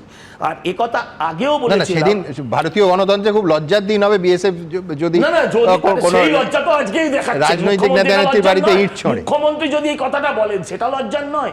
আপনি বলুন অমিত শাহ খারাপ, মোদি ভালো, এটা নিয়ে আমি বিস্তারিত এটা আমি পরে আসবো। তার আগে প্রথমে বলে নি যে ব্যক্তিগতভাবে কার রুচি কীরকম, কে কি পোশাক পরবেন, কার কি সাজ হবে, কানের দুল পরবেন কিনা, এ নিয়ে আমার কোনো মন্তব্য নেই। কিন্তু শেষ করতে দিন। হ্যাঁ, সেটা হচ্ছে পুলিশের কোর্ট কি বলে সেটা নিয়ে আমি নজরুলদার কাছে যাব, কিন্তু তার আগে অর্ণব। আমি বলছি সুমনদা, সজলদা বললেন চম্পলা সর্দার, ফেলানি বসাক বললেন, তো ফেলানি বসাকটা কিন্তু খুব নির্মম নিষ্ঠুরভাবে মৃত্যু হয়েছিল ফেলানি বসাকে। এবং চম্পলা সর্দারটা বলে উনি বলতে চাইলেন যে একটা মিথ্যাকে নিয়ে আসা হয়েছিল রাজনৈতিক কারণে। উনি স্বীকার করে নিলেন যে ওনারাও চম্পলা সর্দারের ব্যাপারে আদালতের রায় করেছেন। উনি যদি রাজনীতিতে করে থাকেন, আমরাও রাজনীতি করে করেছি। এই আবার বলার কি আছে? এখানেও বলেছিলাম যে শীতলকুচি দেখানোর জন্য বিএসএফ কে আনা হয়েছে। 5 জনকে মেরেছিল শীতলকুচি আরেকবার দেখানোর জন্য বিএসএফ কে আনা হয়েছিল। আমি একটু শুধু এই বিনীতভাবে এই প্রশ্নটা করছি যে 13 জনের নাম আমি বললাম, সবগুলো নাম বলতে পারবো না, আমার কাছে পুরো তালিকা আছে। হিন্দু লোকের নাম বলতে পারবেন না, এই যে 13 আপনি একটা হিন্দু লোকের নাম বলতে পারবেন না। পুলিশ মেরে থাকে, আমি বলছি তাদের যদি পুলিশ মেরে থাকে হিন্দুদের নাম বলতে পারলেন না। আপনি সমস্ত তার যদি পুলিশ গুলি খায় 13 জন গুলি খায়নি, 13 জন গুলি খায়নি, মিথ্যা কথা বলছে। 13 জন গুলি খায়নি, তালিকা বেরিয়েছে, আপনি তো বলেন না কেন পুরো তালিকা দুজনকে আমি থামালাম। 13 জনের নাম বলুন। গোলাম মহিউদ্দিন থেকে আরম্ভ করে আমি বলছি আহত নিহতদের ধর্ম বিচারে আমি কোনোদিন আমার সমর্থন থাকতে পারে না, কিন্তু এখানে দুজনকে আমি থামালাম। আমি সোজা কথা, অর্ণব বললো যে বিনীতভাবে, আমি বিনীতভাবে একটা অনুরোধ করব। আচ্ছা, সেই অনুরোধে পরে আসবো। আগে নজরুল ইসলামের কাছে, যে পুলিশ রেডে যাচ্ছে অথবা অপহরণ হয়েছে সেই ঘটনার তদন্তে যাচ্ছে, তাতে ড্রেস কোড কি, পুলিশ কোড অফ কন্ডাক্ট কি বলে? দেখুন, সাধারণভাবে থানার পুলিশ যদি হয়, জেলার পুলিশ, তাহলে তাদের পোশাক পরে যাওয়ার কথা, নেম প্লেট থাকার কথা, এবং যে কোন র্যাঙ্কের লোক সেটাও থাকার কথা। এটা একদম নির্দেশে বলা আছে। একমাত্র যদি যেমন কলকাতা পুলিশের ডিডি বা ওয়েস্ট বেঙ্গল পুলিশের সিআইডি বা ওয়েস্ট বেঙ্গল পুলিশের যে ইন্টেলিজেন্স ব্রাঞ্চ বা কলকাতা পুলিশের স্পেশাল ব্রাঞ্চ, যাদের লুকিয়ে গোপনে কাজ করতে হয়, তাদের ইউনিফর্ম না পরে সাদা পোশাকে থাকার অনুমতি আছে, কিন্তু তাদের কাছেও নিজেদের আইডেন্টি কার্ড থাকতে হবে। এবং তাদের ক্ষেত্রেও যদি এই যে দুলের মতো যেরকম কথা বলছেন, যে মুসলমানদের অনেকে ধর্মের কারণে দাড়ি রাখতে হয়, কিন্তু পুলিশে যারা কাজ করে দাড়ি রাখতে হলে তাদেরকে কর্তৃপক্ষের কাছ থেকে লিখিত অনুমতি না নিয়ে দাড়ি যদি রাখে তাহলে পুলিশের চাকরি চলে যায়। তো কানের দুল তো কোনো পুরুষ মানুষের সাধারণভাবে পড়ার কথা নয়, অতএব যদি কাউকে পড়তে হয় অনেকেই পারে, কর্তৃপক্ষের কাছ থেকে সেটা অনুমোদন নিতে হবে। কারণ কর্তৃপক্ষ দেয়, আপনারা দিতেন কানের দুল পড়ার জন্য, তাহলে নাকচাবিও করতে চাইতে পারে। যদি কোনো কর্তৃপক্ষ দেয়, মমতা ব্যানার্জির অধীনে পুলিশের লোকেরা কাজ করে, পুলিশ মন্ত্রী মমতা ব্যানার্জি, তার যদি উনি প্রিয় লোক হন তাহলে অনুমতি দিতেও পারে। আমি আবার বিষয়ে ফিরবো। তা পুলিশের গুলি চালানো, আজকে মুখ্যমন্ত্রী ঠিক কি বলেছেন দেখাবো। আমরা আগামীকাল ছুটিতে যাব, ওখানে বিডিও অফিসে যারা আমার সাথে দেখা করতে চান, তারা যাদের মানে ক্ষতিগ্রস্ত হয়েছে বা কিছু, তারা আমার সাথে কথা বলতে পারে। সেটা পুলিশ অ্যারেঞ্জমেন্ট করে দিচ্ছে, অ্যাডমিনিস্ট্রেশন। আমি ওই মিটিংটা করার পরে আমি ওদের বাড়িতেও যেতাম, কিন্তু যেহেতু বিজেপি ওদের দুজনকে সরিয়ে নিয়ে গেছেন, বিজেপির বোঝা উচিত সাম্প্রদায়িক দাঙ্গা যারা করে তাদের আমরা ক্রিমিনাল বলি, তাদের আমরা কোনো ধর্ম বর্ণ জাতি হিসেবে বিচার করি না। এবং পুলিশের গুলিতেও একজন মারা গেছে, 3 জন। তাছাড়াও আমি কালকে তেহট্টে যে আর্মি মারা গেছেন তার পরিবারকেও ডেকেছি, ছুটিতে আসবে। আমি শতরূপের কাছে যাব, যে হরগোবিন্দ দাস এবং তার ছেলে চন্দন দাস সিপিএম কর্মী বা সমর্থক ছিল, এটা নিয়ে বোধহয় সজলরাও রিজয়েন্ডার দেয়নি, কিন্তু এই পরিবারটার যাবতীয় অভিযোগ প্রথম দিন থেকে লক্ষ্য করলে কিন্তু দেখা যাবে যে পুলিশের বিরুদ্ধে, যে হামলা চলাকালীন বারবার প্রতি মুহূর্তে পুলিশের সঙ্গে যোগাযোগ করা হয়েছে। 4 ঘন্টা ধরে পুলিশ এসে পৌঁছয়নি, 4 ঘন্টা পর পুলিশ এসে পৌঁছয়, এবং তারা বারবার বলেছেন যে এই নিষ্ক্রিয়তা না থাকলে হরগোবিন্দ দাস বা চন্দন দাস এখনও বেঁচে থাকতেন বলে পরিবার মনে করে। আমি ঠিক এইখানে শতরূপের কাছে আসব। এই নিষ্ক্রিয়তার পাশাপাশি পুলিশের অতি সক্রিয়তা, যে অতি সক্রিয়তার বিরুদ্ধে এই পরিবার কিন্তু আজকে কলকাতা হাইকোর্টের দ্বারস্থ হলো এবং এই বিষয়ে কলকাতা হাইকোর্টের পদক্ষেপ দাবি করে মামলা হলো আজকে মাননীয় বিচারপতি তীর্থঙ্কর ঘোষের এজলাসে, যে বিধাননগর পুলিশের বিরুদ্ধে অতি সক্রিয়তার অভিযোগ, দরজা ভেঙে তুলে নিয়ে যাওয়ার চেষ্টার অভিযোগ। শতরূপ। সুমনদা, ভোটের আগে আমি বলবো যে 294টা আসনে আমি প্রার্থী, আমাকে দেখে ভোট দিন। জিতে আসার পরে ব্রিজ হাইওয়ে থেকে শুরু করে পাড়া সুলভ শৌচালয় পর্যন্ত সব জায়গায় আমার অনুপ্রেরণার হোর্ডিং ঝুলবে। আর তারপরে চুরি হলে বলবো আমি কিছু জানি না, পার্থ করেছে। আর দাঙ্গা হলে বলবো আমি কিছু জানি না, বিএসএফ করেছে। এইটা হচ্ছে পাতি ধান্দাবাজি। এইটা বলে নিজের পরিকল্পিত, নিজের ইচ্ছাকৃত ব্যর্থতাকে ঢাকা যায় না। দ্বিতীয় কথা, আমি এখানে বলছি যে ইজাজ আহমেদের পুলিশের গুলিতে মারা যাওয়ার কথাটা উঠলো, সজলদা এক কথায় বলে দিল যেহেতু ওর নাম ইজাজ আহমেদ সেহেতু সজলদা বুঝে গেছে যে ওর খুব অপরাধ ছিল, ওই কারণে পুলিশ গুলি চালিয়েছে। আচ্ছা, দাড়িভিটে রাজেশ আর তাপস যে মারা গেছিল এই মমতা ব্যানার্জির পুলিশের গুলিতে, তাদের কোনো অপরাধ ছিল বলে? পশ্চিমবাংলায় পুলিশের গুলিতে মরতে গেলে অপরাধ করতে হয় না। এখানে কাশ্মীরের জঙ্গিদের মতো মানসিকতা দেখিয়ে লাভ নেই যে আমি ধর্ম দেখে ঠিক করবো মরে যাওয়াটা উচিত কি উচিত নয়। তৃতীয় কথা আমি এখানে বলছি যে প্রসঙ্গটা উঠলো হরগোবিন্দ দাস এবং চন্দন দাসের। আচ্ছা, তারা যে আক্রান্ত হওয়ার পরে 4 ঘন্টা বাড়িতে পুলিশ আসেনি, এটা কি বিএসএফের দোষে? হরগোবিন্দ দাস, চন্দন দাস মারা যাওয়ার পরে মমতা বন্দ্যোপাধ্যায় আপনি বললেন নাকি বাইরে থেকে বাংলাদেশ থেকে লোক ঢুকে ওখানে মেরে ফেলেছে। এখনো পর্যন্ত এই দুজনের, মুর্শিদাবাদের বাকি ঝামেলার কথা বলছি না, কিন্তু স্পেসিফিক্যালি এই দুজনের খুনের জন্য আমার যদি খুব ভুল না হয় 4 জন গ্রেপ্তার হয়েছে পশ্চিমবঙ্গ পুলিশের হাতে, এবং 4 জনই ভারতের মানুষ, 4 জনই পশ্চিমবাংলার মানুষ। একজনও বাংলাদেশেরও নয়, বিহারেরও নয়, ঝাড়খণ্ডেরও নয়, কোনো জায়গাকার নয়। অতএব আমি যোগ করি শতরূপ, 4 জনই শামশেরগঞ্জ জেলার মানুষ এবং তাদের মধ্যে সর্বোচ্চ সব থেকে দূরে যার বাড়ি সেটাও 200 মিটার। অতএব আপনি মমতা বন্দ্যোপাধ্যায় কিসের স্বার্থে এত বড় একটা ঘটনা, আপনি লোকগুলোকে প্রথমে মরতে দিলেন, আপনার পুলিশ মরতে দিল, তারপরে আপনি কোনো কিছু তদন্ত করার আগে বলে দিলেন বাংলাদেশ থেকে লোক এসে মেরে গেছে, যাতে আপনাকে তাদেরকে গ্রেপ্তার করতে না হয়। আপনার সঙ্গে কি চুক্তি আছে এই খুনিদের যে আপনি এই দায়টা নিয়ে বসেছিলেন? আমি বলছি অর্ণব দেখানো দুটো ছবি দেখালো, আমাকে যদি সুমনদা বলা হয় যে 34 বছরের মুর্শিদাবাদের ছবি দেখাও, আমি হয়তো বড়জোর তোমাকে মেডিকেল কলেজের ভিত্তিপ্রস্তর স্থাপনের ছবি দেখাতে পারবো, কি মনে করো মণিগ্রামে বিদ্যুৎ কেন্দ্র তৈরি হওয়ার ছবি দেখাতে পারবো। আমাকে দেখাতে হলো না, অর্ণব দাই মুর্শিদাবাদের ছবি বলতে সাধারণ মানুষের, সংখ্যালঘু মানুষের দোকান ঘরদোর পুড়ে যাওয়ার ছবি দেখাবেন।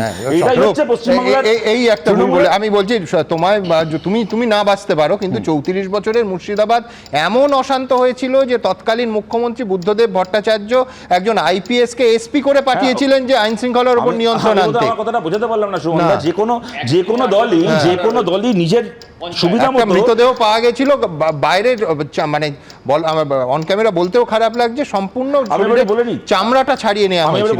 আমি বোধহয় বোঝাতে পারলাম না সুমনদা, কথাটা পৌঁছলো না। যে কোনো দল তো চেষ্টা করবে তার যেগুলো সুবিধাজনক সেই ছবিগুলোকে দেখাবে, যে কোনো রাজনৈতিক দলই করবে, তার জন্যই আমরা রাজনীতি করি। কিন্তু মুশকিলটা যে তৃণমূলের সমর্থকও যদি তার নিজের সরকারের আমলে, বামফ্রন্ট সরকার নয়, তার নিজের সরকারের আমলে ছবি দেখাতে হয়, তাকে ঘরদোর দোকানপাট পুড়ে যাওয়ার ছবি দেখাতে হচ্ছে। আমি এইটা বলার চেষ্টা করেছিলাম।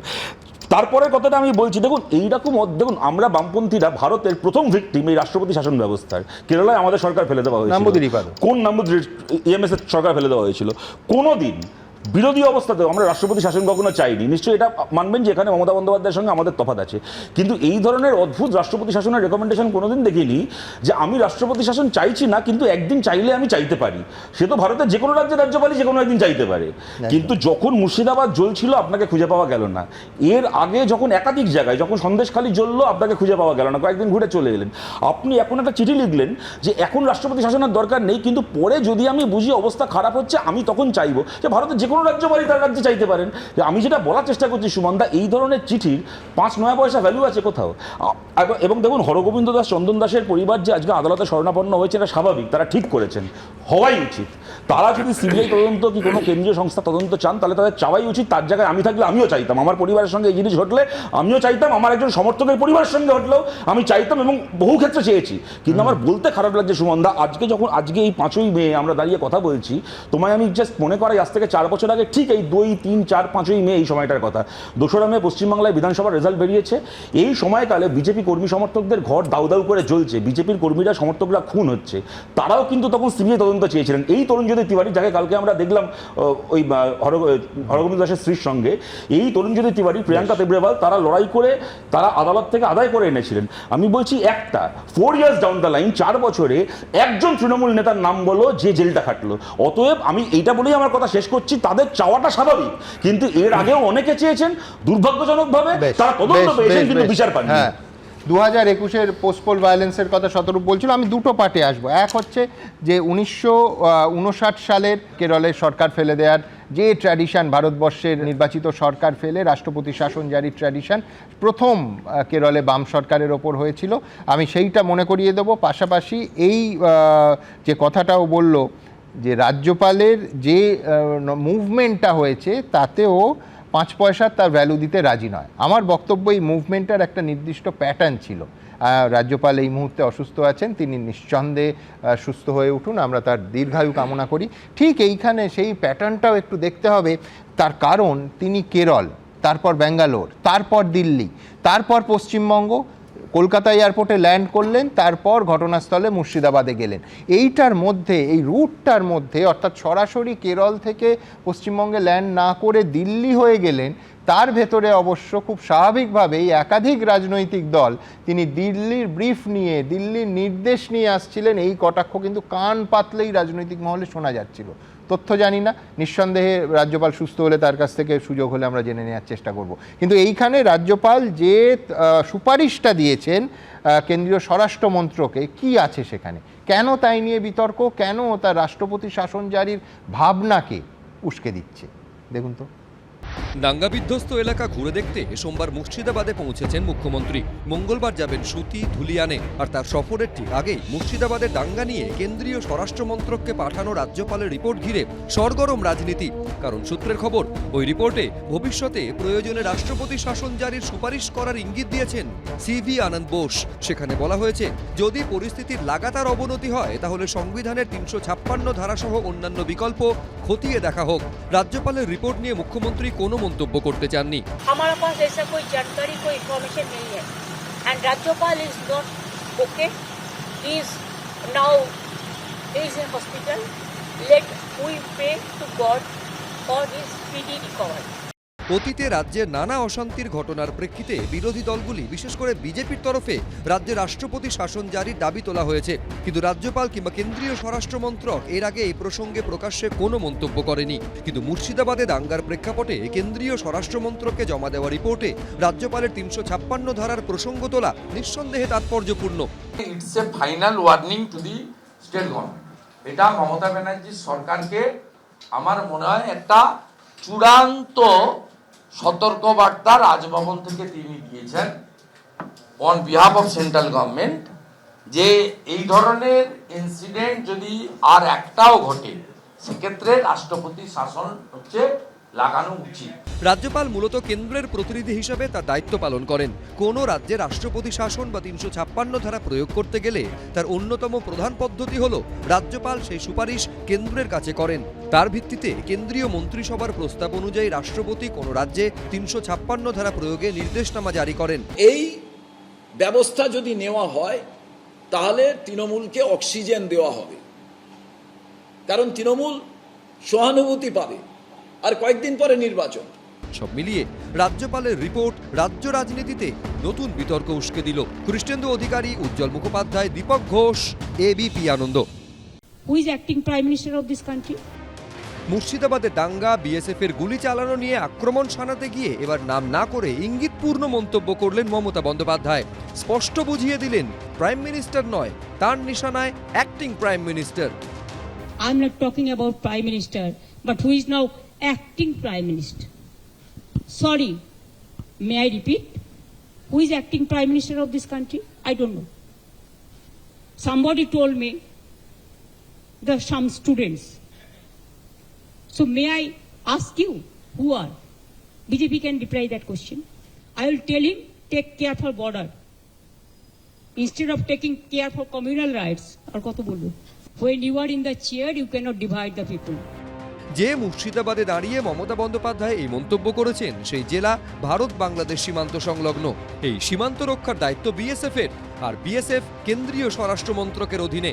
আর এই প্রেক্ষাপটে প্রশ্ন উঠছে, তাহলে কি নাম না করে অমিত শাহকেই নিশানা করলেন মুখ্যমন্ত্রী?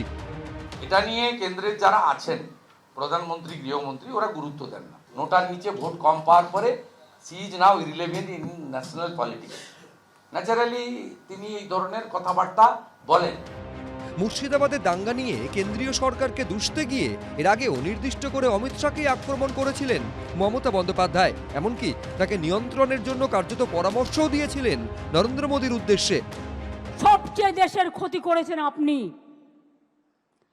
মোদিজিকে আমি রিকোয়েস্ট করব, দয়া করে লোকটাকে কন্ট্রোল করুন।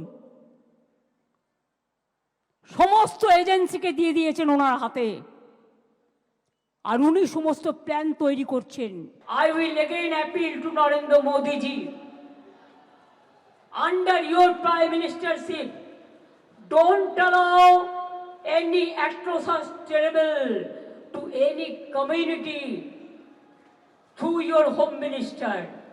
Please see what your home minister is doing through some agencies, and he is a planner. He wants to change the game. Mohan Bhagwat, Amit Shah, যোগীর গুডবুকে যাওয়ার চেষ্টা করছেন মমতা। আর একটা হিন্দিতে গান ছিল না, কहीं पे निगाहें, হ্যাঁ कहीं पे निशाना। তুমি নিশানা দেখছো, নিগাহটা দেখো। দেশের সীমান্তে যখন সংঘাতের আঁচ, তখন রাজ্যের সীমান্ত সংলগ্ন জেলা নিয়ে চড়ছে রাজনৈতিক সংঘাতের পারদ। আশাবুল হোসেন, দীপক ঘোষ, এবিপি আনন্দ। দেখুন, মমতা বন্দ্যোপাধ্যায় না ভেবে কথাটা বলেননি। বিশেষ করে একই ধরনের কথা যখন খুব অল্প ব্যবধানে, অর্থাৎ ওই 16ই এপ্রিল বলার পর আবার রিপিট করলেন। অর্থাৎ কোথাও কি ইঙ্গিতটা যে প্রধানমন্ত্রী ভালো, স্বরাষ্ট্রমন্ত্রী খারাপ, নরেন্দ্র মোদী ভালো, অমিত শাহ খারাপ? আমি বলছি, বিশ্বনাথ চক্রবর্তীর কাছে আমার এইটাই প্রশ্ন থাকবে যে অমিত শাহ যা করছেন তাতে নরেন্দ্র মোদীর প্রবল আপত্তি আছে, এই ধারণাটা কি বাস্তবসম্মত? যদি না হয় তাহলে মমতা বন্দ্যোপাধ্যায় বারবার এটা বলছেন কেন? দুজনের মধ্যে কোথাও একটা ডিফারেন্সিয়েট করার চেষ্টা করছেন কেন? রাজনৈতিক কারণটা কি বিশ্বনাথ চক্রবর্তী খুঁজে বের করতে পারবেন? আমি কিন্তু মানে অন্য দিন হলে বলতাম যে মমতা বন্দ্যোপাধ্যায় পুরনো বিভাজন তত্ত্ব অনুসারে নরেন্দ্র মোদী এবং অমিত শাহর মধ্যে বিভাজন তৈরি করবার জন্য এই কথাগুলো বলছেন। কিন্তু এটা কিন্তু দুদিক থেকেই মানে win win situation. Narendra Modi, Amit শাহও কিন্তু এই ধরনের ভূমিকা পালন করেন। এবার আপনি বলবেন যে আপনার কাছে কি তথ্য আছে। 2021 সালের ভবানীপুর উপনির্বাচনের কথা আমি বলছি। মমতা বন্দ্যোপাধ্যায় বেকুল হয়ে উঠলেন যে মানে যদি 6 মাসের মধ্যে নির্বাচন না হয় তাহলে মন্ত্রী থেকে মুখ্যমন্ত্রী থেকে সরে যেতে হবে। তিনি সরাসরি প্রধানমন্ত্রীর বাসভবনে চলে গেলেন, দেখা করলেন। আশ্চর্যজনক আমার কাছে মনে হয়েছিল ভারতবর্ষের নির্বাচন কমিশন বাই নেমে মমতা বন্দ্যোপাধ্যায়ের নির্বাচন না করলে কনস্টিটিউশনাল ক্রাইসিস হবে এই কথা উল্লেখ করে অর্ডার বার করেছিল। আমি আরেকটা দ্বিতীয় উদাহরণ দিচ্ছি। IAS-IPS যে সার্ভিস রিফর্ম বিল, যেখানে কেন্দ্রের নিয়ন্ত্রণ বাড়ানোর কথা ছিল, বিলটা অমিত শাহর টেবিলে ছিল। সেই টেবিল থেকে কেন পার্লামেন্টে আসলো না? মমতা বন্দ্যোপাধ্যায় একটা চিঠি পাঠালেন আর নরেন্দ্র মোদী সেই বিলটাকে আটকে দিলেন। বহু চেষ্টা করেও আর বিলটা কিন্তু পাস হলো না। ফলে এটা কিন্তু আবার একই সাথে কোন আশ্চর্য বলে উপরাষ্ট্রপতি নির্বাচনে হঠাৎ করে আসামের মুখ্যমন্ত্রী চলে আসলেন। তারপরে দেখা গেল মমতা বন্দ্যোপাধ্যায়ের রাজনৈতিক অবস্থানটা কি নিলেন যে ভাই ওই নির্বাচনে, উপনির্বাচনে, ধনকরের নির্বাচনে তিনি অংশ নেবেন না, অর্থাৎ পরোক্ষভাবে বিজেপিকে সমর্থন করা। ফলে এটা কিন্তু, এবং একই সাথে হঠাৎ করে মমতা বন্দ্যোপাধ্যায়ের তৎপরতার সাথে মানে কখনো গোয়াতে চলে গেলেন নির্বাচনে লড়াই করবার জন্য, কখনো তিনি আসামে আসলেন, তো কখনো মেঘালয়ের নির্বাচনে লড়াই করলেন, তো কখনো ত্রিপুরাতে। এটা কার নির্দেশে? মানে একটা উইন উইন সিচুয়েশন। কিন্তু আমি বারবার বলছি এটা কেবলমাত্র মমতা বন্দ্যোপাধ্যায় মানে বিভাজন তৈরি করছেন তা নয়, নরেন্দ্র মোদীরাও বা অমিত শাহরাও কিন্তু এই দ্বৈত ভূমিকা পালন করছেন। নরেন্দ্র মোদী একটু সফট, আর অমিত শাহ বিজেপি সংগঠনকে দাঁড় করানোর জন্য অনেক কঠোর সিদ্ধান্ত নিতে হয়। ফলে মানে অমিত শাহর কাছে, অমিত শাহ মানে মমতা বন্দ্যোপাধ্যায়ের কাছে অনেক মানে কঠিন নেতা। বিশ্বনাথ, আপনার মনে থাকবে অটল বিহারী বাজপেয়ী এবং লালকৃষ্ণ আদবানির মধ্যেও এই ধরনের বোঝাপড়া বা পারসেপশন, যাই বলুন না কেন, বিরোধীরা তখন বলতো মুখ আর মুখোশ। আমি আবারও আপনাকে বলছি এটা উইন উইন সিচুয়েশন দু তরফ থেকে। আমি এতদিন পর্যন্ত বলতাম মমতা বন্দ্যোপাধ্যায় বিভাজন তৈরি করেন, যেমন করে জ্যোতিবাবু ভালো, বুদ্ধবাবু খারাপ, আবার এক সময় বলতেন বুদ্ধবাবু ভালো তো সূর্যকান্ত মিশ্র খারাপ। এই বিভাজনের রাজনীতিটা আমরা সিপিএম এর এগেন্স্টে দেখে অভ্যস্ত হয়েছি। কিন্তু বিজেপির সাথে যেটা হচ্ছে সেটা হলো দুতরফ থেকে ব্যাপারটা ঘটছে। আমি আরেকটা জিনিস আপনাকে খুব পরিষ্কার করে বলতে চাই সুমনদা, যে রাজ্যপাল যে রিপোর্ট দিয়েছে ধরি মাছ না ছুঁই পানি, ধরি মারছেন, আচুইছেন পানি। এই কারণে আমি বলছি যে আপনার যদি রাইট টাইমে কোনো সিদ্ধান্ত নিতে হতো, তাহলে যে ধরনের উপদ্রুত এলাকা হয়েছিল, উপদ্রুত আইন মানে উপদ্রুত এলাকাতে 355 নম্বর ধারা সেই সময় আপনার জারি করার কথা ছিল মানুষের জীবন সম্পত্তি রক্ষা করবার জন্য, সে হিন্দু হোক মুসলিম হোক। দ্বিতীয় যেটা, শুধু মানে কলকাতা হাইকোর্টে শুভেন্দু অধিকারী বিরোধী দলের নেতা হিসেবে মামলা করলেন এনআইএ তদন্ত করে। কেন এনআইএ তদন্ত কোর্টে যেতে হবে? কোর্ট বলছে, মাননীয় বিচারপতি বলছেন যে এনআইএর অ্যাক্টের মধ্যেই প্রভিশন আছে, আপনারা নিজেরা যদি মনে করেন তদন্ত করুন। বলছেন কেন কোর্টে এসছেন? ঠিক, আপনারা কেন কোর্টে এসছেন? তারপরেও কিন্তু আপনাকে বলছি, এতদিন ঘটে যাওয়ার পরেও এনআইএর তদন্ত কিন্তু হলো না। এনআইএর তদন্ত হলে দুধ কা দুধ পানি কা পানি হতে পারত, কিন্তু সেটা হলো না।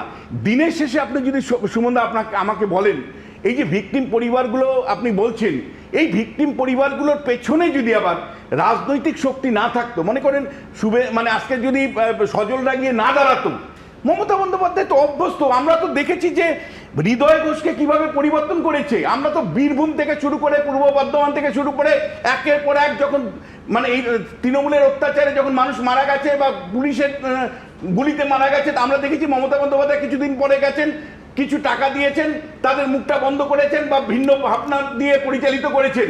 এখানে পারেননি। আমি বলছি এই প্রথম নন্দীগ্রামে যেমন মমতা বন্দ্যোপাধ্যায় নির্বাচনে হেরেছেন, এই একটা বিষয় আমি দেখলাম শুভেন্দুর কাছে 1-0 বলে মমতা বন্দ্যোপাধ্যায় হেরেছেন। কারণ লাগাতার চেষ্টা উনি করেছেন যাতে করে এই পরিবারগুলোকে তার সপক্ষে আনা যায়, টাকা দেওয়া যায়, যেভাবে মানে কাউন্টার পলিটিক্স, আমি এটাও পলিটিক্সই বলবো, কাউন্টার পলিটিক্স করে শুভেন্দু প্রথমে টাকাটা দিয়ে দিলেন, তারপরে এই সজল ঘোষদেরকে দাঁড় করিয়ে দিয়ে একদম প্রহরী ভূমিকা পালন করে কালকে পুলিশের থেকে ছিনিয়ে নিল গ্রাস। তার মধ্য দিয়ে কিন্তু আমি বলছি মমতা বন্দ্যোপাধ্যায় প্রথম তার যে ছকের রাজনীতি, যে ভিকটিমকে আমার কাছে নিয়ে চলে আসতে হবে, হয় পুলিশকে দিয়ে অথবা টাকা নিয়ে সবার কাছে যাবো। খুব দ্রুত আগে অন্য। আমি দেখছি যে মমতা বন্দ্যোপাধ্যায়ের এত ক্ষমতা, উনি স্বরাষ্ট্রমন্ত্রকও চালান, প্রধানমন্ত্রীর দপ্তরও চালান, ভারতবর্ষের কোথায় কি হবে সব উনি চালান। তার মানে কি সত্যি সত্যি স্বরাষ্ট্রমন্ত্রক আর প্রধানমন্ত্রীর দপ্তরের মধ্যে এরকম কোনো স্পিক আছে যে স্পিকটা কিন্তু ব্যবহার করছে? তা না, আছে, এটা মেনে নিচ্ছেন। যা বললেন বিষয়টা এত ক্ষমতা, এত ক্ষমতা যে ভারতবর্ষের পুরো আমি বিশ্বনাথ দা একটা নতুন ন্যারেটিভ করলেন, যেমন ওনারা বলছেন যে মোদি খারাপ অমিত শাহ ভালো, সেরকম বিশ্বনাথ দা বোঝালেন যে মোদি খারাপ শুভেন্দু অধিকারী ভালো। হ্যাঁ, আমি আপনাকে একটা কথা বলতে চাই, দেখুন যত সহজে আমরা 356, 355 যুদ্ধ ওপাশে সীমান্তে এক্ষুনি গিয়ে বোমা মারো, গুলি মারো, এগুলো এত সহজে হয় না। আজ অব্দি দাঁড়িয়ে এখানে অন্য বিরোধী, এক সেকেন্ড বলেনি, অন্য বিরোধী রাজনৈতিক দলগুলো তারা কিন্তু কেউ এখনো এখানে দাঁড়িয়ে 356 বা 55 ধারার দাবিও করলো না। কেউ, আমি দেখলাম কংগ্রেস তার বিরোধিতা করলো। আরেকটা কথা বলি, এই যে চন্দন দাস এবং হরগোবিন্দ দাস, এরা তো আমাদের লোক ছিলেন না, যাদের দায়িত্ব নেওয়ার কথা ছিল আজকে তারা কিন্তু কোনো দায়িত্ব নিচ্ছেন না। দুটো কথা বলছি। প্রথম কথা হচ্ছে, আমি স্যারকে খালি মনে করাই, পশ্চিমবাংলা এটা প্রথম নয়। অনিশ খান থেকে শুরু করে সুদীপ্ত গুপ্ত বহু পরিবারকে কেনার চেষ্টা করে পারা যায়নি। একজন মিডিয়া মালিককে পাঠিয়েও পর্যন্ত অনিশ খানের বাবাকে মাঝরাত্রিবেলা কেনার চেষ্টা করেছিলেন মমতা বন্দ্যোপাধ্যায়, তিনি বিক্রি হননি।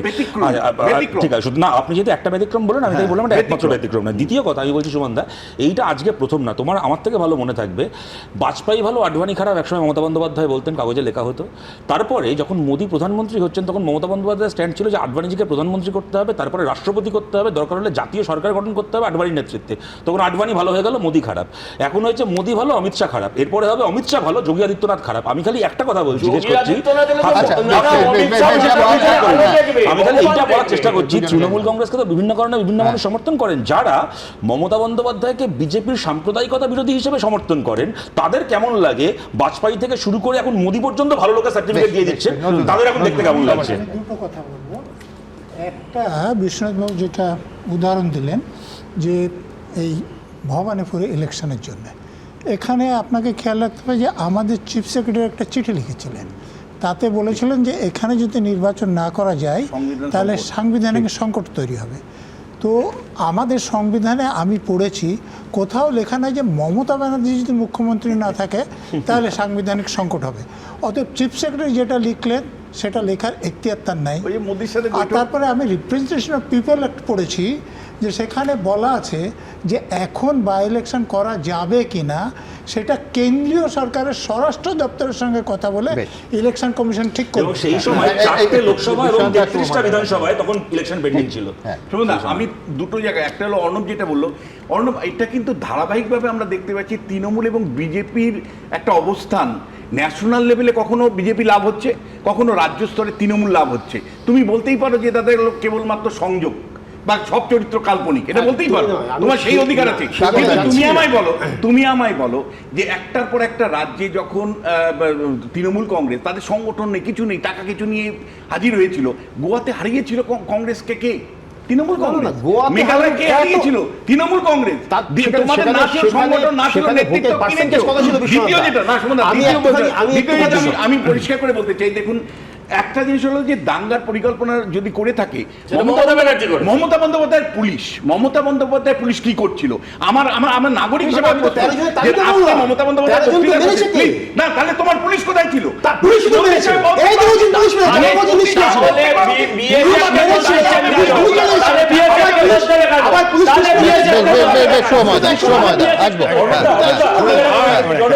জিজ্ঞেস করছি, এর আগে নৈহাটি বীজপুরে দাঙ্গা অর্জুন সিং করেছে, এটা মমতা বন্দ্যোপাধ্যায় বলেছিলেন। তারপরে সেই অর্জুন সিংকে দলে নিয়ে 4 বছর মাঝখানে আবার ডেকেছিলেন। আপনি একটা দাঙ্গাবাজের নাম এবং ধুলাগড় থেকে শুরু করে একটা ক্ষেত্রে মমতা বন্দ্যোপাধ্যায় শাস্তি দিয়েছেন। দাঙ্গাবাজদের নাম যারা এই ভয়ঙ্কর ঘটনা করেছে সামনে এলো না কেন? সবথেকে বড় প্রশ্ন এটা। আমার একেবারে পরিষ্কার একটা রাজনৈতিক প্রশ্ন আছে। এই যে তৃণমূলের মধ্যে যা দ্বন্দ্ব, তার থেকে তো বিজেপি তৃণমূলকে বেশি ভালোবাসে এবং এটা আমরা গত কয়েক বছর ধরে খুব ভালোভাবেই শুনছি। এই রোমাঞ্চকর ভালোবাসাবাসীর গল্প তৃণমূল এবং বিজেপির। মুশকিল হচ্ছে সাধারণ মানুষ ভুল বুঝতেই পারেন, তারা সিপিএমের এত বছরের শাসনে অত্যন্ত বিরক্ত, তারা তা সত্ত্বেও বিজেপি তৃণমূলকেই ভোট দিচ্ছেন একই দল জেনে। কিন্তু পশ্চিমবঙ্গের যে ইন্টেলেকচুয়াল সোসাইটি, বিশেষ করে অতিবাম যারা, একটু বলেনি, বিশেষ করে অতিবাম যারা, তারা কি করে বিজেপির সঙ্গে যাওয়াই তৃণমূল জেনেও সেই তৃণমূলের সঙ্গে থাকে? এই জায়গাটা কিন্তু একটা রাজনৈতিক প্রশ্ন যে অতিবাম এবং বিজেপি পশ্চিমবঙ্গে এতটা জেনেও এক হয়ে যাচ্ছে। সাধারণ মানুষ না হয় বুঝতে পারছে কি করে থাকে বিজেপি আর সিপিএম এর নাকি ট্যাগ হয় কি করে বলছেন না তো? কি করে বিজেপি সিপিএম আর বিজেপি না যখনই কোনো একটা সবকটা দল একে অন্যের সঙ্গে আছে না আলাদা আছে এই নিয়ে বিতর্ক চলতে পারে, আগামী 1 ঘন্টা ধরে চলতে পারে, কিন্তু সেই সময় তো আমি দিতে পারি না। আপনারা কি বলছেন? আপনারা জানেন আমাদের ভেরিফাইড এক্স অ্যাকাউন্ট সঙ্গে সুমন @IM সুমন দে প্রচুর মন্তব্য নিয়ে, দ্রুত কয়েকটা মন্তব্য নিয়ে আমি আমার পরের বিষয়ে যাব। কৃষ্ণচন্দ্র ভট্ট তিনি লিখছেন, আইন শৃঙ্খলা রক্ষা কিংবা দাঙ্গা প্রতিরোধে রাজ্য প্রশাসনের দায় মুখ্যমন্ত্রী অস্বীকার করেন কি করে? অতীশচন্দ্র ভাওয়াল লিখছেন, মুর্শিদাবাদ দাঙ্গার এতদিন পর মুখ্যমন্ত্রীর সফর তার উদাসীনতাই প্রমাণ করে।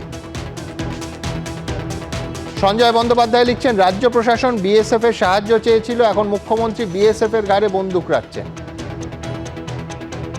বিবেক দত্ত লিখছেন, পুলিশ ঠিকমতো কাজ করলে মুর্শিদাবাদের বাসিন্দারা কেন্দ্রীয় বাহিনী চাইতেন না।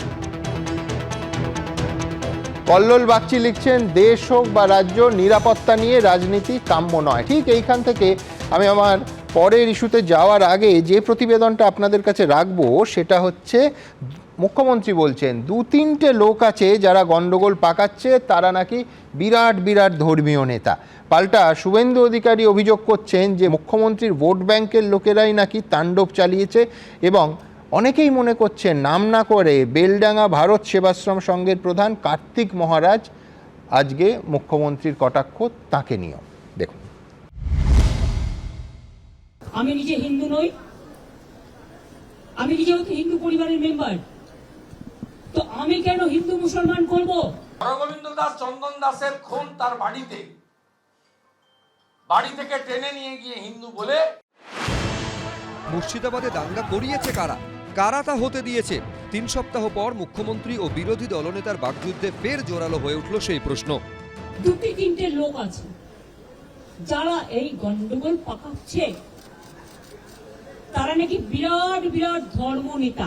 ভোট ব্যাংকের লোকেরা প্রতিনিয়ত লালপুর, বেদবোনা, জাফরাবাদ সহ যে 10টা টর্চার পয়েন্ট যেখানে ভ্যান্ডালিজম, লুট, খুন, মাননীয় ইমাম সাহেবদেরকে সামনে রেখে কি বলে এসেছিলেন, মালদা মুর্শিদাবাদে আপনারা মেজরিটি, হিন্দুরা মাইনরিটি, আমি দেখভালের দায়িত্ব আপনাদের দিয়ে গেলাম। আপনি দেখভালের দায়িত্ব দিয়েছেন, তাই হরগোবিন্দ দাস, চন্দন দাস খুন হয়েছে। সোমবার নাম না করে মুর্শিদাবাদের বেলডাঙ্গার ভারত সেবাশ্রম সংঘের প্রধান কার্তিক মহারাজকেও নিশানা করেন মমতা বন্দ্যোপাধ্যায়। যদি আপনারা বলেন দুটো মসজিদের ইমামকে ফোর্স করা হয়েছে, তাহলে এখানে কোনো একটা সেবাশ্রম আছে, আপনারা জানেন তিনি কি করেন, তার কি কীর্তি, তার কি কুকীর্তি, তিনি কিভাবে মানুষকে প্রভোগ করে, বেলডাঙ্গা থেকে শুরু করে একেবারে সুতি, ধুলিয়ান সব। আমি কিন্তু প্রত্যেকটা কাজ জানি। যখন ওয়াকাফ নিয়ে আন্দোলন হয়েছিল আমি শুনলাম 48 ঘন্টা লাইট নিভিয়ে রেখেছিলেন। উনি এটা করতে পারেন না, it's a criminal offence. Bharat Sevashram সংঘের দিলীপ মহারাজকে আমি শ্রদ্ধা করি, কিন্তু এখানের ব্যাপারটা একটু আলাদা। পর্দা কা পৌঁছে মে কিয়া হ্যায়, এটা কিন্তু গান, আমার কথা না। মুখ্যমন্ত্রীর এই মন্তব্যের পর মুখ খুলেছেন কার্তিক মহারাজও। হাতে তো সবই আছেন, উনি তো প্রশাসনের ঊর্ধ্বতন কর্তা। উনি যদি জেনেই থাকেন তাহলে নাম করে বলে আর কিছু পরবর্তী স্টেপ নিচ্ছেন না কেন? যা ইউনুস করছে উনিও তাই। চিন্ময় কৃষ্ণ প্রভুকে আটকে রেখেছেন, সনাতনী সমাজকে এক করেছিলেন বলে।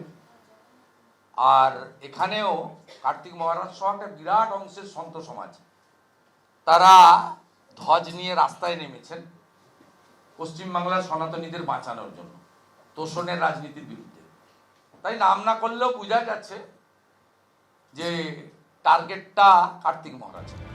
সব মিলিয়ে শাসক বিরোধী ধর্মযুদ্ধে আবার ফুটছে রাজ্য রাজনীতি। আশাবুল হোসেন, রাজীব চৌধুরী, সুদীপ্ত আচার্য, এবিপি আনন্দ। দেখুন, রাজ্যে রাজ্যে যুদ্ধের সাইরেন তৈরি রাখা, নাগরিকদের মক ড্রিল করানোর নির্দেশ এলো কেন্দ্র সরকারের কাছ থেকে। অনেকে মনে করছেন যে তাহলে কি একটা যুদ্ধ আসন্ন, আমি জানি না।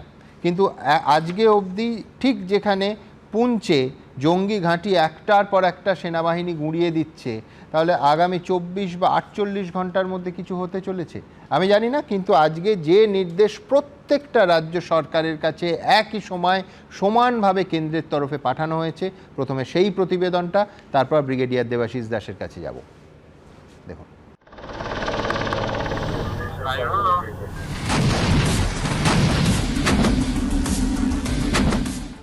বরফে ঘেরা পাহাড় থেকে মাঝ সমুদ্র, আকাশ থেকে মরুভূমি, মহড়া প্রস্তুতি সব শেষ। আর এই সংঘাতের আবহেই যুদ্ধের আগাম প্রস্তুতিতে পাঞ্জাবের ফিরোজপুর ক্যান্টনমেন্টে 8 ঘন্টা ব্ল্যাকআউটের মহড়া দিয়েছে ভারতীয় সেনা। আর এবার রাজ্যে রাজ্যে মক ড্রিল শুরু করার নির্দেশ দিল কেন্দ্রীয় স্বরাষ্ট্র মন্ত্রক। নাগরিক সুরক্ষায় 7ই মে সাধারণ জনগণকে মক ড্রিল করানোর নির্দেশ দেওয়া হয়েছে।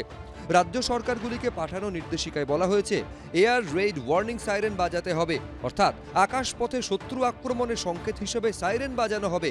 সাধারণ মানুষ, ছাত্রছাত্রীদের সচেতনতামূলক প্রশিক্ষণ দিতে হবে, যাতে তারা শত্রুপক্ষের আক্রমণের মুখে নিজেদের রক্ষা করতে পারে। যুদ্ধ পরিস্থিতিতে আলো নিভিয়ে রাখার পরিস্থিতি তৈরি হলে সেই সময় কী করণীয় তার প্রশিক্ষণ, শত্রুর দৃষ্টি থেকে প্রাথমিকভাবে নিজেকে আড়াল করা বা লুকোনোর প্রশিক্ষণ, জনবহুল এলাকা থেকে কিভাবে দ্রুত ও নিরাপদে মানুষকে সরিয়ে নিয়ে যাওয়া যায় তার মহড়া দিতে বলা হয়েছে। পাকিস্তান জানে না কোন জায়গায় কি দিয়ে হামলা হবে, সো পাকিস্তানের আর্মি এক জায়গা থেকে আরেক জায়গা হয়তো রিডিপ্লয় করছে, ওদের এয়ারফোর্স এক এয়ারবেস থেকে আরেক এয়ারবেসে যাচ্ছে, কেন কি ওরা খুব দুর্বল মিলিটারি নেভি। ইন্ডিয়া দেখছে পাকিস্তানে মিলিটারিলি কখন ডিসলোকেট হয়ে যাবে, হয়তো ওই সময় ইন্ডিয়ান মিলিটারি পাকিস্তানের উপরে হামলা করবে। এরই মধ্যে পহেলগাঁও হত্যার তদন্তে উঠে এসেছে চাঞ্চল্যকর তথ্য। এই বৈসারন ঘাটির আশপাশে ছড়িয়ে রয়েছে অন্তত 54টি রাস্তা। সূত্রের খবর, বৈসারন ভ্যালির ঘন জঙ্গলের মধ্যে বেশ কয়েকটি জঙ্গি ঘাটির হদিশ মিলেছে। এনআইএ সূত্রে খবর, হামলাকারীদের মধ্যে 3 জন হিজবুলের, 8 জন লস্করের এবং 3 জন জৈশের জঙ্গি ছিল। এরই মধ্যে পুঞ্চে জঙ্গিদের গোপন ঘাঁটি উড়িয়ে দিয়েছে সেনাবাহিনী। জঙ্গলের মধ্যে একটা ন্যাচারাল কেভ বলা হচ্ছে, একটা প্রাকৃতিকভাবে তৈরি একটা গুহা মতো জায়গা, সেই তার ভেতরে এই পরিমাণ বিস্ফোরক মজুত করা ছিল, যেটা এখনো পর্যন্ত জানা যাচ্ছে যে 5টি আইইডি পাওয়া গিয়েছে, সেটা বিভিন্ন ওজনের এবং কিছু পাউডার জাতীয় পদার্থ পাওয়া গিয়েছে, যেটাকে বিস্ফোরক বলে মনে করছেন উদ্ধারকারী দলের সদস্যরা। পেহেলগাঁও কাণ্ডে প্রত্যাঘাতের প্রস্তুতির মধ্যেই সোমবার প্রতিরক্ষা সচিব রাজেশ কুমার সিং এর সঙ্গে বৈঠক করলেন প্রধানমন্ত্রী। ধীরে ধীরে পাকিস্তানকে কোণঠাসা করছেই। প্রাথমিকভাবে আন্তর্জাতিক স্তরে কোণঠাসা, তারা জঙ্গিদের সমর্থন করে। দ্বিতীয়ত এয়ার স্পেস বন্ধ করে দেওয়া, এখন অনেকগুলো এয়ারক্রাফট ঘুরে ঘুরে যাচ্ছে। তৃতীয়ত হচ্ছে পাকিস্তানের মাটি থেকে এটা স্পষ্ট হয়ে যাচ্ছে যে জঙ্গিরা যে বিভিন্ন রকম সরবরাহ করছে বা আদান প্রদান করছে, বর্ডার সিল করে দেওয়া, এবং শেষ যেটা জলচুক্তি সেটাকে অ্যাবিয়েন্সে রাখা, এবং তাছাড়াও ভাবুন এমবাসি থেকে লোক কমিয়ে আনা ইত্যাদি বিভিন্ন বিষয়গুলো চলছে। পাকিস্তানকে কোণঠাসা করতে যখন চূড়ান্ত প্রস্তুতি নিচ্ছে ভারত, ঠিক সেই সময় রাশিয়া ও জাপানও ভারতের পাশে থাকার বার্তা দিয়েছে। সূত্রের খবর, প্রধানমন্ত্রী নরেন্দ্র মোদীকে ফোন করে সন্ত্রাস দমনে ভারতের লড়াইয়ের পাশে থাকার আশ্বাস দিয়েছেন ভ্লাদিমির পুতিন। পাশাপাশি সোমবারই দিল্লিতে জাপানের প্রতিরক্ষামন্ত্রী জেনারেল নাকাতানির সঙ্গে বৈঠক করেন প্রতিরক্ষামন্ত্রী রাজনাথ সিং। এবিপি আনন্দ। এই মুহূর্তের সবথেকে বড় খবর, রাষ্ট্রসংঘের মহাসচিব ভারত এবং পাকিস্তান দু দেশকে সংযত থাকার উপদেশ দিলেন এবং বললেন যে প্রয়োজন হলে রাষ্ট্রসংঘ হস্তক্ষেপ করতে পারে, রাষ্ট্রসংঘ সাহায্য করতে পারে। আবার বলছি, রাষ্ট্রসংঘের মহাসচিব ভারত এবং পাকিস্তান দু দেশকে সংযত থাকার উপদেশ দিলেন এবং বললেন যে প্রয়োজনে রাষ্ট্রসংঘ সাহায্য করতে পারে। কিন্তু আমি এইখান থেকে একেবারে স্পষ্ট ব্রিগেডিয়ার দেবাশিস দাসের কাছে আসব, যে কোনো সাধারণ মানুষকে, দেবাশিস দা আপনি যদি বলেন যে এয়ার রেড সাইরেন দেশ জুড়ে তৈরি রাখার কথা বলা হয়েছে এবং সমস্ত অপারেশনাল সিভিলিয়ানদের ট্রেনিং দেওয়ার কথা বলা হয়েছে, 7ই মের মধ্যে ড্রিল শেষ করতে হবে, মক ড্রিল কন্ডাক্ট করতে হবে, তাতে প্রথম একজন সাধারণ মানুষের মনে যে আশঙ্কাটা আসে বা যে ভাবনাটা আসে সেটা হচ্ছে যুদ্ধ আসন্ন। এর মধ্যে কতটা সত্যতা আছে? দেখুন, এখন তো যেভাবে মিটিংগুলো হচ্ছে এইটা কিন্তু খুব নর্মাল না। মানে একটা ক্যাবিনেট সিকিউরিটি কমিটি মিটিং হলো ঠিক আছে, কিন্তু ইন্ডিভিজুয়ালি সার্ভিস চিফের মিটিং, ইন্ডিভিজুয়ালি ডিফেন্স সেক্রেটারির মিটিং, এইগুলো একটু অন্য রকমের বাচ্চা আমার কানে আর কি, যেটুকুনি আমি বুঝি। ব্রিগেডিয়ার দাস, আপনি তো কার্গিল যুদ্ধে সরাসরি অংশগ্রহণ করেছিলেন, তখন কি এই ধরনের ড্রিলের কোনো? হ্যাঁ, দেখুন আসলে কি হয়েছে আজকে এই প্রশ্নটা, কারণ যেহেতু আমরা ওই দিকটায় ছিলাম, আমি আমার ওয়াইফকে আজকে করছিলাম যে তোমরা কি এরকম দেখেছিলে? না, এরকম হয়নি। হ্যাঁ, কারণ আমরা তো জানতে পারছি, আমরা টিভি দেখছিলাম যে হ্যাঁ। তো আপনার সাথে একটা জোক শেয়ার করছি কার্গিল ওয়ারের, যে অনেক কোম্পানি থেকে অনেক টাকা পয়সা দেবে বলছিল। তো আমরা তখন মানে আমরাও তো সন্ধ্যাবেলায় বসে থাকি যে অর্ডার আসবে, ঢুকে যাবে পাকিস্তানে, তো আমরা মোটামুটি জানি যে আমরা তো ফিরবো না। তো তখন আমরা বলতাম যে এত পয়সা টয়সা দেখে নিজেদের বউগুলোর না মাথা ঘুরে যায় আর কি, হ্যাঁ, যে এলে এলো, না এলে না এলো আর কি। হ্যাঁ, তো anyway that's a military humour, একটা ব্ল্যাক হিউমার চলে ওয়ার টাইমে, এখনো নিশ্চয়ই চলছে ওদের সব জায়গায়। হ্যাঁ, বাট অ্যাপার্ট ফ্রম দ্যাট এই রকম প্রস্তুতি যে ব্ল্যাক আউট এই ওই 71-এ হতো একদম, তাছাড়া হয়নি। আমি তখন ছোট ছিলাম, বাট আমরা দেখেছি, মনে আছে একটু একটু আর কি, হয়নি। এবার যেটা হচ্ছে, একটা কোথাও আমি যেটা আভাস পাচ্ছি, এখন বুঝতে পারছি যে একটা প্ল্যান ছিল পাকিস্তানের, এবং পাকিস্তান একলা ছিল না এই প্ল্যানে, আরও কিছু দেশ ছিল। আমার মনে হয় তাতে মানে তুর্কি ছিল, আমার মনে হয় বাংলাদেশও ছিল, আমার মনে হয় চীনেরও মদত ছিল, এবং পাকিস্তানের কিছু আর্মি জেনারেলসরা ছিল তাদের দেশের, এবং তাদের একটা প্ল্যান ছিল যে ইন্ডিয়া এরকমভাবে রিয়্যাক্ট করবে, এবং সেই রিয়াকশানটার কাউন্টার রিয়াকশান তারা দেবে, এবং সেইটা একটা সুপ্রিম কাউন্টার রিয়াকশান হবে। সেইখানে এই যে সময়টা নিচ্ছে, এটাতে তারা খুব প্যানিকড মোডে আছে। আমি আপনাকে জানাচ্ছি যে সিয়াচিন গ্লেশিয়ার থেকে আপনার স্যার ক্রিক, আমাদের এই পুরো জায়গাটাতে পাকিস্তানের সব রাডার 24/7 অ্যাক্টিভ হয়ে আছে। যত টেরিস্ট ক্যাম্প ছিল সমস্তটা পাঠিয়ে দিয়েছে, মানে যে টেরিস্ট ছিল বাড়ি যাও, পরে আবার দেখা হবে আর কি, তারা যে যার চলে গেছে, কেউ নেই। এবং যাদের ওদের এয়ারফোর্সের যে ফাইটার প্লেনসগুলো আছে, আমাদের ভাষায় আমরা বলি ব্লাস্ট পেন মানে আন্ডারগ্রাউন্ড কংক্রিটের ইসের মধ্যে ঢুকে যায়, যাতে ফার্স্ট অ্যাটাকে ওরা ধ্বংস না হয়ে যায়। তাহলে তো যেটা ইরাকে করা হয়েছিল ইউএসের, যে সুপ্রিম এয়ার ডমিনেন্স ছিল আর কি, সেইটা করে দেওয়া হচ্ছে। তো ইন সাম ওয়ে ওরা প্রচণ্ডভাবে প্যানিকড আছে যে কি রিয়াকশনটা কি হতে পারে। আবার কিছু জিনিস ওরা করছে যে আমাদের কাছে কিন্তু নিউক্লিয়ার বোম আছে নানান রকমভাবে। এই দুটো মিসাইল টেস্ট করেছে 3 দিনে ওরা, এই দুটোই নিউক্লিয়ার ডেলিভারির ক্যাপাবিলিটি করেছে ওরা। এটাতে ওরা কি চাইছে যে ইন্টারন্যাশনাল মানে ওদের যেহেতু প্ল্যানটা কাজ করেনি, যে ভারত ইমিডিয়েট কোনো রিয়াক্ট করেনি, যে ইন্টারন্যাশনালি যদি কিছু করে এদের এটাকে দামানো যায়। কারণ আমি একটু যোগ করি, আপনি প্যানিক রিয়াকশনের কথা বলছেন, নিজাক রিয়াকশনের কথা বলছেন। তথ্য সম্প্রচার মন্ত্রী পাকিস্তানে রাত 2টোর সময় প্রেস কনফারেন্স করে বলছেন যে 24 বা 48 ঘন্টার মধ্যে ভারত আক্রমণ করতে পারে। এটাও তো একটা প্যানিক রিয়াকশন একদম। এবং রাত 2টোর সময় অনেক কিছুই করছেন ওরা। এবং অনেক জায়গায় শোনা যাচ্ছে যে একজন মন্ত্রী বললেন, চ্যানেলেই দেখলাম, আপনাদের চ্যানেলে দেখলাম, যে যদি কিছু হয় আমি পালিয়ে চলে যাবো ইংল্যান্ডে। আপনি দেখেছেন কিনা জানি না, অদ্ভুত একজন মন্ত্রী বলছেন দেশে আমি পালিয়ে চলে যাবো ইংল্যান্ডে। এবং বিলাল ভুট্টো কিছুদিন আগে বলছেন রক্তগঙ্গা ইন্দাস বইবে, এখন বলছেন আমাদের একটা পাস্ট আছে, সেই পাস্টটা খুব একটা ভালো না। তো কোথাও একটা মনে হচ্ছে এদের প্ল্যান বানচাল হয়ে গেছে। এবং এই যে আটঘাট বেটে নামা, এই যে সমস্ত, এটাকে আমরা আমাদের ভাষায় বলি whole of government approach. Whole of government মানে খালি আর্মি, নেভি, এয়ারফোর্স না, মানে আমাদের স্পেস রিসার্চ, আমাদের ব্যাংকিং সিস্টেম, আমাদের সমস্ত যা যা আছে আমাদের, মানে আপনি পাড়ার ট্রাফিক পুলিশ থেকে, সিভিল গার্ড থেকে, হোম ডিফেন্স থেকে, রেল এরিয়া সিকিউরিটি, আমাদের ড্যামস, সমস্ত কিছু ব্যবহার হচ্ছে।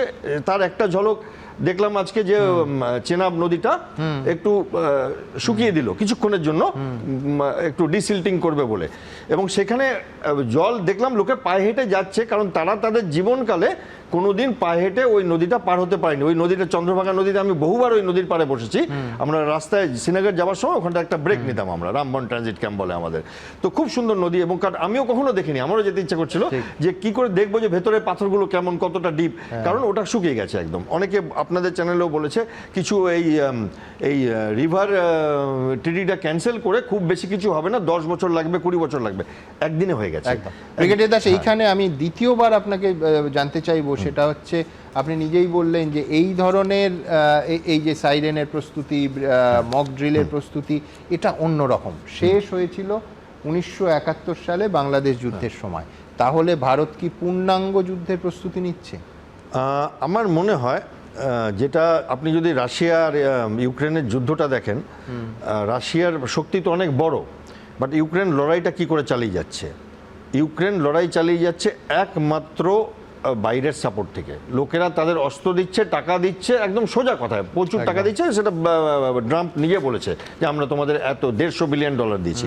এবার পাকিস্তানের কাছে কিন্তু সেই অর্থের হয়তো প্রতিশ্রুতি আছে কোনো অন্য দেশের থেকে, এবং সেটা যদি লং ড্রন ওয়ার হয় তাহলে ভারতকে তো মেন্টালি প্রস্তুত থাকতেই হবে। কারণ আমরা একদিকে প্রতিশোধ চাইবো, আমরা রোজ বলবো যে কেন প্রতিশোধ হচ্ছে না, দেরি কেন করছে, আবার একদিকে চাইবো যে আমাদের একটু ডিসকমফর্ট হবে না, এটা হয় না। ওয়ার আমাদের ভাষায় বলি ওয়ার ইজ অ্যান এক্সপেন্সিভ হবি। তো এই এক্সপেন্সিভ হবিটা আমরা যদি চাই তো সেটার পুরোপুরি প্রতিশ্রুতি আমাদের রাখতে হবে। কিন্তু আমার মনে হয় আমাদের দেশের যারা এখন শাসন ব্যবস্থায় আছেন, I am talking of whole of government অ্যাপ্রোচে, তারা সবাই একটা জিনিস করছেন যাতে সাপও মরে ওর লাঠিও না ভাঙে। ঠিক, একদম। আমি এখান থেকে বলতে চাইবো যে সবার নজর হচ্ছে প্রধানমন্ত্রীর দিকে। এই আবহে আগামীকাল এবিপি নেটওয়ার্কের সামিটে আসছেন প্রধানমন্ত্রী নরেন্দ্র মোদী। আবার বলছি যে পাকিস্তানকে ভারত কিভাবে প্রত্যাঘাত করবে তাই নিয়ে প্রধানমন্ত্রী কি মুখ খুলবেন আমরা জানি না। আগামীকাল এই ঘণ্টাখানেক সঙ্গে সুমন অনুষ্ঠানে 8টা থেকে প্রধানমন্ত্রী নরেন্দ্র মোদী যে ভাষণ দেবেন সেটার লাইভ সম্প্রচার হবে। আমি আবার বলছি, লাইভ সম্প্রচার হবে আগামীকাল এই ঘণ্টাখানেক সঙ্গে সুমন অনুষ্ঠানে। এবিপি নেটওয়ার্কের সামিটে নরেন্দ্র মোদী আসছেন আগামীকাল ঠিক এই সময় 8টার সময়। আমি জানি না, সবার নজর থাকবে প্রধানমন্ত্রীর ভাষণের দিকে যে তিনি কি আদৌ এ নিয়ে কিছু বলবেন।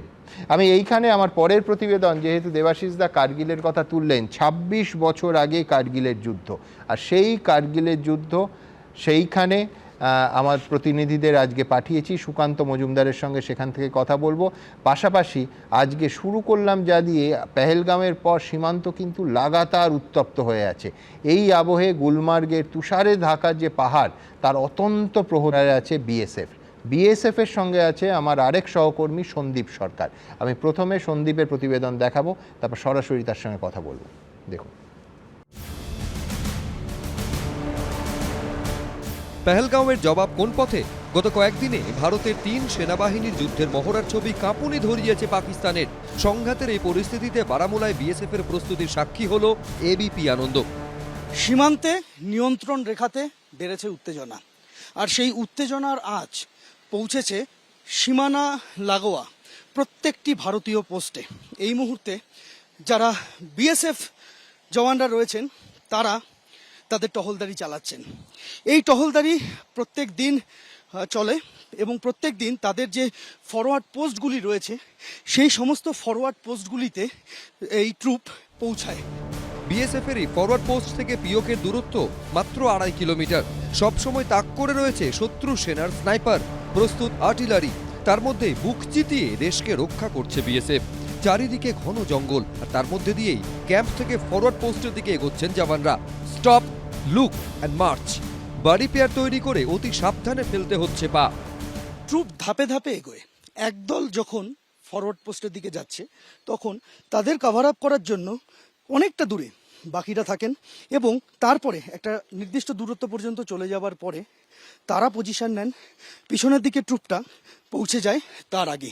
এইভাবেই ফরওয়ার্ড পোস্টে যাওয়ার সময় যেহেতু পাহাড়ি উপত্যকা, শত্রুপক্ষের নজর এই রুটের দিকে অনেক সময় থাকে, অনেক সময় ঘন জঙ্গলের কারণে তারা দেখতে পান না ঠিকই, কিন্তু ঝুঁকি কেউ নেন না। কাশ্মীর মানেই বরফ সাদা চাদর, কাশ্মীর মানেই পাইন আর দেবদারুর ঘন জঙ্গল। তারই মধ্যে মাঝে মধ্যেই শত্রুর গতিবিধির ওপর নজর রাখতে ওড়ানো হচ্ছে ড্রোন। যখন এইভাবে সার্চ অপারেশন চলে, বিএসএফ এর যারা জওয়ানরা রয়েছেন তারা এইভাবেই সমতল জায়গায় তারা ড্রোন ওড়ান এবং সেই ড্রোনের সাহায্যে তারা গোটা এলাকাটা একবার চোখ বুলিয়ে নেন যে রুটে তারা যাচ্ছেন সেই রুটে কোনো বিপদ উৎপেতে নেই তো। সমুদ্রপৃষ্ঠ থেকে ফরওয়ার্ড পোস্টের উচ্চতা প্রায় 9000 ফুট। ওপারে পাক অধিকৃত কাশ্মীরের মুজফফরাবাদ। গোয়েন্দা সূত্রে খবর সেখানেই রয়েছে জঙ্গিদের একাধিক লঞ্চ প্যাড।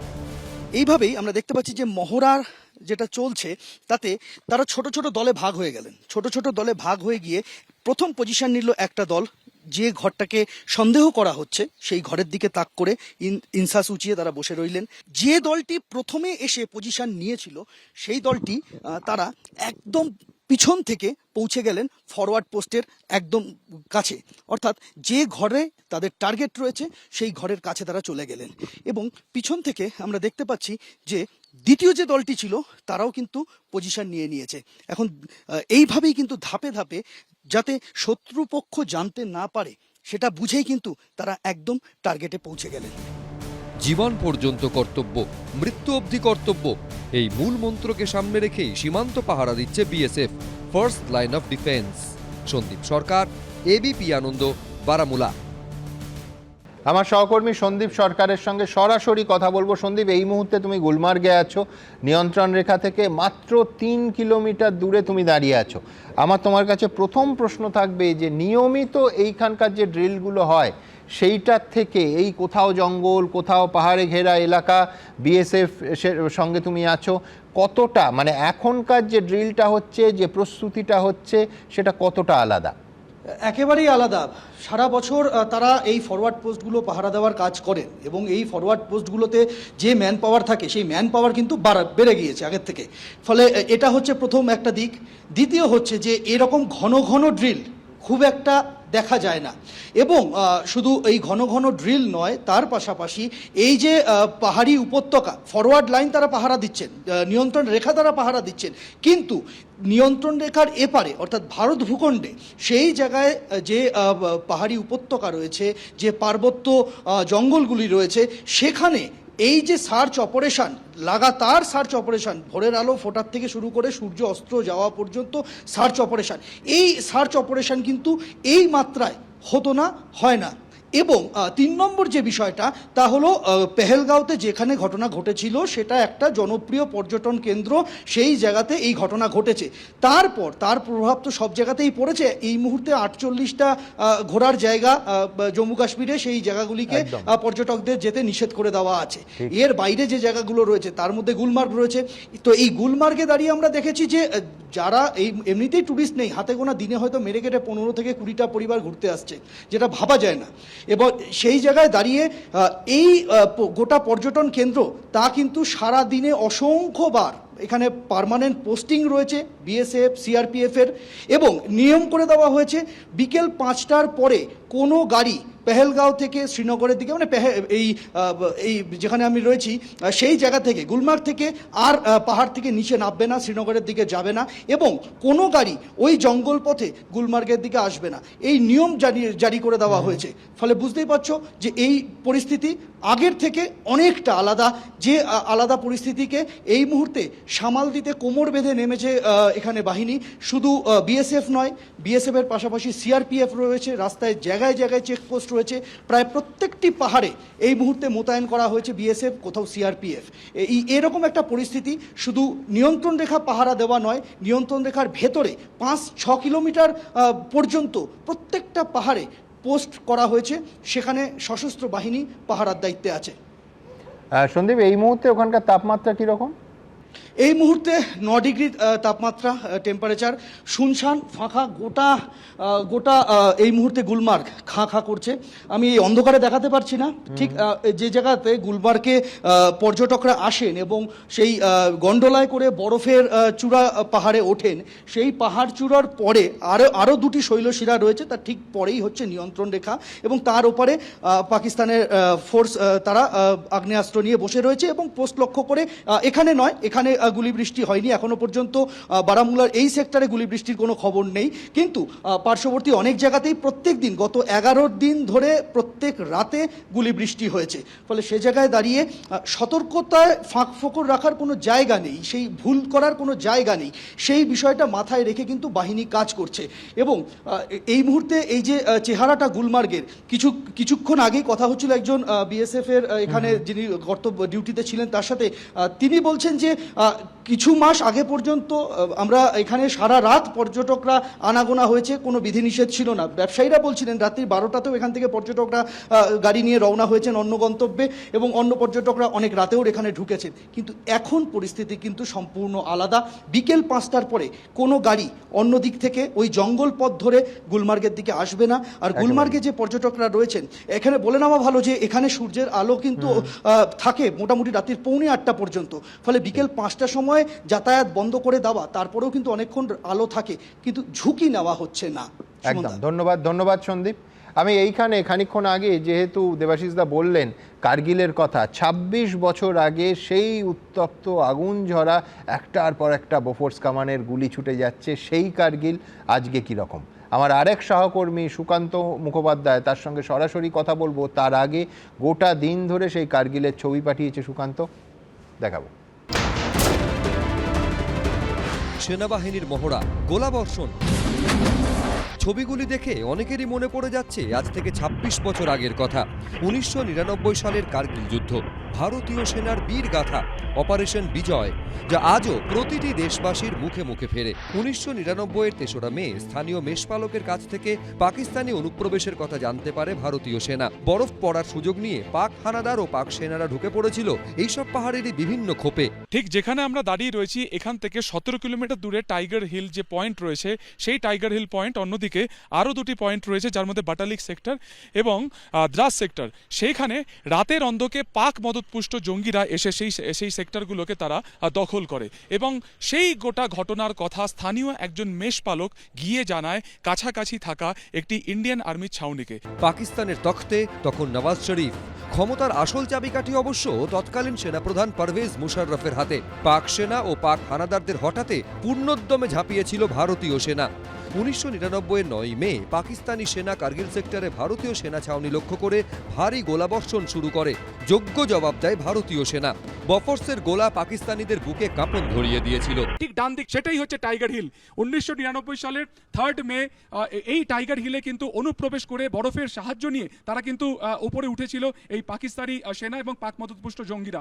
সেই টাইগার হিল তারা ক্যাপচার করে নেয়। উচ্চতার অ্যাডভান্টেজকে কাজে লাগিয়ে একের পর এক সেক্টর তারা দখল করেছিলেন। ভারতীয় সেনা তাদের সেলিং এর জেরে তারা কিছুটা পিছু হটে যান, কিন্তু পরবর্তীকালে আমরা দেখলাম যে বাহিনীর তরফে কিন্তু একেবারে পদক্ষেপ নেওয়া হয়। সেদিনের সেই যুদ্ধের ভয়ঙ্কর স্মৃতি আঁকড়ে দাঁড়িয়ে রয়েছে এই পাঁচিল। এই বাংকারগুলোই দখল করেছিল পাকিস্তানি সেনারা। উদ্দেশ্য ছিল এই পাঁচিল ভেঙে রাস্তা উড়িয়ে দেওয়ার। যাতে সেনাবাহিনীর গাড়ি আটকে যায়, যোগাযোগ বিচ্ছিন্ন হয়ে পড়ে। সেদিনের সেই অসম লড়াইয়ে প্রবল পরাক্রম দেখায় ভারতীয় সেনাবাহিনী। मैं 91 में रिटायर हो गया था। जिस टाइम कारगिल युद्ध यहाँ चला, 7 तारीख को हमारे बच्चे जो थे वो बेडू चलाने के तोलोलिंग में गए थे। पाकिस्तानी फौज आ रही बेडू लेने के लिए। हाँ, बच्चे आए दौड़ के, जो बोला कि हमको तो इंडियन आर्मी आई, इसलिए हमने डर के मारे लेके आए। यहाँ तो कोई वो मिलिटेंसी का भी नहीं है इस एरिया में। ये टूरिज्म के लिए भी बहुत बढ़िया एरिया है। इस एरिया में कुछ भी नहीं है।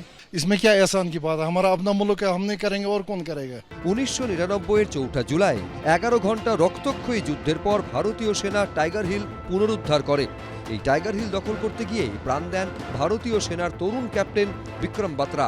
বাদিকের পয়েন্টটা তোমাকে আমি দেখানোর চেষ্টা করবো, যেটাকে বলা হয় টোলুলিং পয়েন্ট, যেটিকে ক্যাপ্টেন বিক্রম বাত্রা, যাকে কার্গিলের হিরো বলা হয়, তিনি কার্যত গোটা রাত সেখানে ট্রেক করে উঠে সেই যে পিক পয়েন্ট, সেটাকে তিনি কিন্তু ভারতীয় বাহিনীরকে রিক্যাপচার করিয়েছিলেন এবং সেই সময় তার মৃত্যু হয়। পরবর্তীকালে তিনি কিন্তু শহীদ হন এবং পরবর্তীকালে এই পয়েন্টের নাম বদলে সেটাকে বাত্রা পয়েন্ট করা হয়। ভারতীয় সেনা চেয়েছিল যে পাহাড়ি যুদ্ধে আমরা যেটা ফলো করি, যে উঁচু জায়গাটাকে বাইপাস করে পিছন দিকে চলে যাই, পিছন দিকে গিয়ে ওর লাইন অফ কমিউনিকেশন কেটে তারপর ওকে নামানো। প্রাইম মিনিস্টারের কন্ডিশন ছিল তোমরা লাইন অফ কন্ট্রোল ক্রস করবে না। তখন পাহাড়ের সামনাসামনি দিয়ে আক্রমণ করল। 1999 14 জুলাই প্রধানমন্ত্রী অটল বিহারী বাজপেয়ী দেশবাসীর উদ্দেশ্যে জানান, কার্গিল বিজয় সম্পূর্ণ। আজ সেই কার্গিলেই বীর জওয়ানদের স্মৃতিতে মাথা উঁচু করে দাঁড়িয়ে রয়েছে কার্গিল ওয়ার মেমোরিয়াল, ভারতীয় সেনার যুদ্ধ জয়ের উজ্জ্বল গৌরব। সুকান্ত মুখোপাধ্যায়, এবিপি আনন্দ। এই মুহূর্তে কার্গিলেই আছে আমার সহকর্মী সুকান্ত মুখোপাধ্যায়। সরাসরি সুকান্তর সঙ্গে কথা বলবো। সুকান্ত, গোটা দিন ধরে তুমি এই কার্গিল, দ্রাস, বাটালিক সেক্টরের একটার পর একটা প্রতিবেদন তুলে ধরেছো দর্শকদের জন্য। আমি বলছি সেই 1999-এর যুদ্ধের এখনও ছড়িয়ে ছিটিয়ে নানা নিদর্শন, প্রমাণ, ক্ষত, যন্ত্রণা, বিজয়ের উল্লাস সব কিছু এখনও আছে। এই প্রেক্ষিতে সীমান্তে আবার সংঘাতের মেঘ। আমার প্রথম প্রশ্ন তোমার কাছে, যে কার্গিল এলাকায় কি প্রস্তুতি দেখছো? একেবারে দেখো, 1999 পরে 2025, মাঝখানে 26 বছর কেটে গেছে এবং পেহেলগাম এই যে হত্যাকাণ্ড, তাকে কেন্দ্র করে কিন্তু ফের এই যে এলওসি রয়েছে কার্গিলের, তা কিন্তু সেখানে সেনাবাহিনীর মোতায়েন আরও আগের থেকে বাড়ানো হয়েছে। সবথেকে বেশি যে সংখ্যা, যেটা আমরা একেবারে দেখলাম জজিলা পাস থেকে আসার পথে, জজিলা পাস থেকে একেবারে যে কার্গিল ঢোকার যে রাস্তা এখনও কিন্তু দুর্গম। জর্জিলা পাসের যে নতুন যে একটি টানেল হচ্ছে, সেটার আরও 4-5 বছর লাগবে, তারপরে কিন্তু সরাসরি অনেক এই রাস্তা সহজ হয়ে যাবে পর্যটক থেকে শুরু করে সেনাবাহিনীর রসদ আনার জন্য। কিন্তু ততদিন সেটা যখন হচ্ছে না, জজিলা পাস থেকে এই যে শ্রীনগর লে যে হাইওয়ে, যেটাকে ন্যাশনাল হাইওয়ে 1 বলা হয়, সেটা কিন্তু সরাসরি কানেক্ট করছে এলওসিকে, তেমন তার পাশাপাশি কিন্তু সেটা চলে যাচ্ছে লে লাদাখের দিকে, অর্থাৎ চীনের একেবারে সীমান্তের দিকে। ফলত এর আগে আমরা দেখেছি 1999 সালে 3 মেতে যখন একেবারে 3টি সেক্টরকে, গুরুত্বপূর্ণ সেক্টরকে দখল করেছিল পাক সেনারা, তার মধ্যে দ্রাস সেক্টর রয়েছে কিংবা বাটালিক সেক্টর বা টাইগার হিল সব থেকে উঁচু অল্টিটিউডে রয়েছে। তাদের কিন্তু প্রথম টার্গেট ছিল এই যে হাইওয়ে, সেটাকে ওড়ানো। কেন তাদের এই টার্গেট ছিল? এই হাইওয়েকে যদি তারা ওড়াতে পারতো বা নষ্ট করতে পারতো, তাহলে সেনাবাহিনীর যাবতীয় রসদ তা কিন্তু এলওসিতে পৌঁছতে পারতো না। ঠিক সেই জায়গা থেকে বা অতীত সেই শিক্ষা থেকে নিয়ে আমরা যেটা দেখলাম, যে একেবারে লে শ্রীনগর যে হাইওয়ে রয়েছে, যেটাকে ন্যাশনাল হাইওয়ে 1 বলে, সেখানে কিন্তু আগের তুলনায় অনেক বেশি সেনাবাহিনী সেখানে পোস্টেড করা হয়েছে বা তাদের ডিপ্লয়মেন্ট করা হয়েছে। ঠিক যেখানে আমরা দাঁড়িয়ে রয়েছি, এখান থেকে এলওসির দূরত্ব হচ্ছে 70 কিলোমিটার, অন্যদিকে চীনের যে দূরত্ব রয়েছে সীমান্ত বর্ডার, সেটা কিন্তু 500 কিলোমিটার। কিন্তু কোনোভাবে এই দুটো বর্ডারকে কোনোভাবে হালকা দিতে কিন্তু চাইছে না সেনাবাহিনী। সকাল থেকে রাত পর্যন্ত সেখানে কিন্তু ট্রাকের পর ট্রাক সেখানে সেনাবাহিনী চলে যাচ্ছে সেখানে মজুদ থাকতে। যখন আমরা একেবারে কার্গিল শহরে ঢুকছিলাম, তখন আমরা প্রথম যেটা চোখে পড়লো, দ্রাস সেক্টর, সেখানে যে মোটা পাঁচিল, যেটাকে একের পর এক শেলিং করা হয়েছিল, এবং সেটা কার্যত বলা যায় সেই পাঁচিল বাঁচিয়ে দিয়েছিল কিন্তু ন্যাশনাল হাইওয়েকে। এবং সেটা একটা বড় কারণ একেবারে সেনাবাহিনী বা ভারতীয় সেনাবাহিনী পাকিস্তান সেনাবাহিনীকে নাস্তানাবুদ করার ক্ষেত্রে। আমরা দেখলাম যে সেই পাঁচিল এখনও ভাঙা অবস্থাতেই রয়েছে এবং সেটাকে মেমোরিয়াল হিসেবে ব্যবহার করা হচ্ছে। এবং আরও একটা গুরুত্বপূর্ণ, এই কার্গিল যুদ্ধের ক্ষেত্রে সবথেকে গুরুত্বপূর্ণ ভূমিকা যারা ছিল, সেটা হচ্ছে স্থানীয় মানুষ। তার কারণ প্রথম ইনফরমেশন কিন্তু একজন মেষপালকই দিয়েছিলেন যে বাটালিক সেক্টর থেকে অনুপ্রবেশকারীরা ঢুকেছে। আবার আজকে আমরা যখন কি কথা বললাম, সেই স্থানীয় বাসিন্দারা বলছেন যে যুদ্ধের সময় তারাই কিন্তু অ্যামুনেশন থেকে শুরু করে রেশন সব তারা প্রাণের ঝুঁকি নিয়ে কিন্তু সেনাবাহিনীকে পৌঁছে দিয়েছিলেন। ফলত তাদের হাতও বা তাদের যে ভূমিকা, সেটাও কিন্তু অস্বীকার করা যায় না। সব মিলে তারা কিন্তু আজকে এটাও বলছেন যে পেহেলগাম কাণ্ডকে কেন্দ্র করে তারা কিন্তু প্রস্তুত, যদি ফের আরও একবার এলওসি থেকে তাদের সাহায্য চাওয়া হয় বা সেনাবাহিনীর তরফে সাহায্য চাওয়া হয়, তারা কিন্তু প্রস্তুত। অর্থাৎ সব মিলিয়ে কাশ্মীরে যেমন বারামুল্লা সেক্টরে একাধিক পয়েন্টকে সিকিওর করা হয়েছে, তেমন কিন্তু এলওসি কারগিলও প্রস্তুত রয়েছে একেবারে শত্রু বাহিনীকে মোকাবিলা করার জন্য। ধন্যবাদ সুকান্ত, আবার কথা হবে আমাদের। আমি এখান থেকে আমার পরের প্রতিবেদন আপনাদের সামনে রাখবো। এইটা দেখে এখনো পর্যন্ত প্রতিবেদনগুলো দেখে আপনাদের যদি মনে হয় যে পাকিস্তান সীমান্ত নিয়ে শুধু ভারতের উদ্বেগ আছে, তা নয়।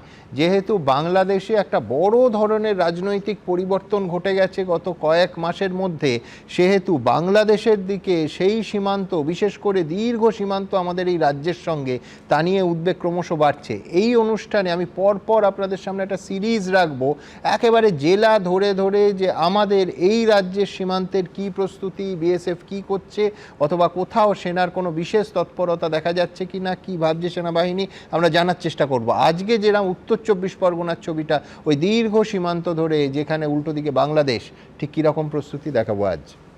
বর্ডারে থাকা মানে আতঙ্ক ছাড়া কিছুই না, কখন কি হয় বলার আছে। ভারত পাকিস্তান সীমান্তে এখন সংঘাতের আবহ।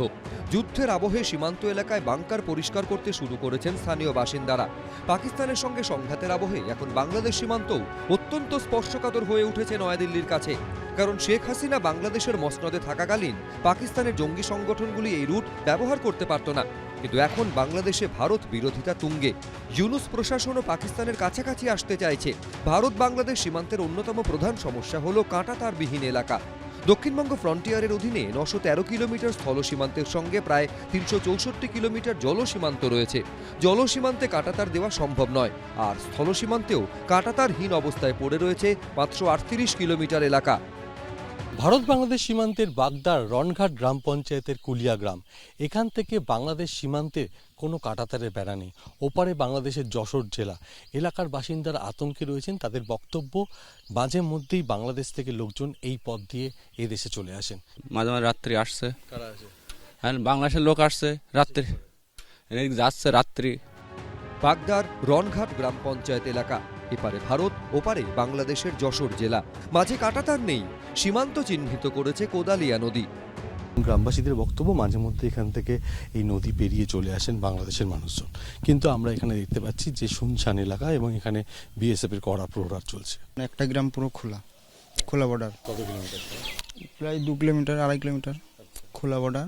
লোক চলে আসতো, আগে অনেক আগে আসতো, এখন খুব কম আসে এখন, কেননা ডবল লাইট লাগানো আছে।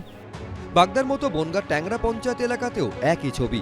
বিএসএফ এর কড়া পাহারা থাকলেও এখানেও আন্তর্জাতিক সীমান্তে নেই কাঁটাতার। 100 বার বর্ডারে থাকা মানে আতঙ্ক ছাড়া কিছুই না, কখন কি হয় বলার আছে। গাইঘাটার গরজোলা গ্রামের ওপারে বাংলাদেশের যশোর জেলা। বিএসএফ এর কড়া নজরদারি রয়েছে, কিন্তু তাও সন্ধে নামলেই ভয়ে বুক কাঁপে বাসিন্দাদের। বাংলাদেশ থেকে দুষ্কৃতীরা আসতে পারেন এবং যে কোনো সময়, যেহেতু কোনো সীমান্ত নেই, এবং তাদের বক্তব্য এই যে প্রত্যন্ত এলাকায় বিএসএফের যে জওয়ানরা রয়েছে তাদের পক্ষেও নজরদারি করা সম্ভব না, তার ফলে সীমান্তবর্তী এই গ্রামের বাসিন্দারা যথেষ্ট আতঙ্কে বসবাস করছেন। যদি যুদ্ধ হয় আমরা বাঁচবো কি করে? ফেন্সিং হলে আমরা যথেষ্ট নিরাপত্তায় থাকবো, তার কাটা নেই, ওই জন্যই মাল যাচ্ছে আসছে, কোনো ব্যাপার না। জঙ্গলি এসে আমাদের মার্ডার করে দিয়ে, হ্যাঁ এসে মার্ডার করে দিয়ে চলে যাবে, আমরা কি করব? বিএসএফ সূত্রে জানানো হয়েছে, অরক্ষিত সীমান্তের অনেক জায়গাতেই কাঁটাতার দেওয়ার প্রধান বাধা হলো জমি নিয়ে সমস্যা। সেগুলি দ্রুত মেটানো হবে, তবে এর জন্য সীমান্তে নজরদারিতে কোনো আপোষ করা হবে না। সমীরণ পাল, এবিপি আনন্দ, উত্তর 24 পরগনা। এই মুহূর্তে সব থেকে বড় খবর জানতে পাচ্ছি যে ডিআরডিওর সঙ্গে নেভি যৌথভাবে মাল্টি ইনফ্লুয়েন্স গ্রাউন্ড মাইনের একটা সফল পরীক্ষা চালিয়েছে।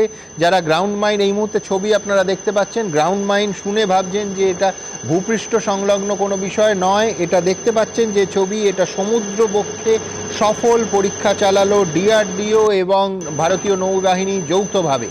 আবার বলছি যে ছবি এই মুহূর্তে পর্দায় আপনারা দেখতে পাচ্ছেন, ডিআরডিও এবং Indian navy multi influence ground mine, সেটাকে সফল পরীক্ষা সমুদ্রবক্ষে চালালো। দেবাশিস দা, কতটা তাৎপর্যপূর্ণ? আমি আবার সেই প্রশ্নে যাব যে এটা পাকিস্তানকে বার্তা নাকি সত্যি সংঘাত আসন্ন? দেখুন, কিছুদিন আগে আপনি দেখেছেন একটা আমরা উপরে এয়ার পাঠালাম, স্ট্র্যাটোস্ফিয়ারের অবজারভেশন পোস্ট। তো এইগুলো হয়তো পাইপলাইনে ছিল, নিয়ারিং কমপ্লিশন ছিল, এবার 100% কমপ্লিশন করে এই যুদ্ধটা যদি হয় তাতে ব্যবহার করা হবে। প্লাস আমরা কিছু জিনিসপত্র কিনছি যেটাকে আমরা অফ দ্য শেলফ বলি, যেমন কিছু আমরা হ্যান্ডহেল্ড এয়ার ডিফেন্স মিসাইল কিনলাম, এটার একটা পারমিশন থাকে যে টিডিএস যেটা কন্ট্রাকচুয়াল ওই টেন্ডার করা টরা না করে direct buy from the shelf, যেগুলো আপনাদের ছোট ছোট হোলস থাকে সেগুলোকে প্লাগ করবার জন্য।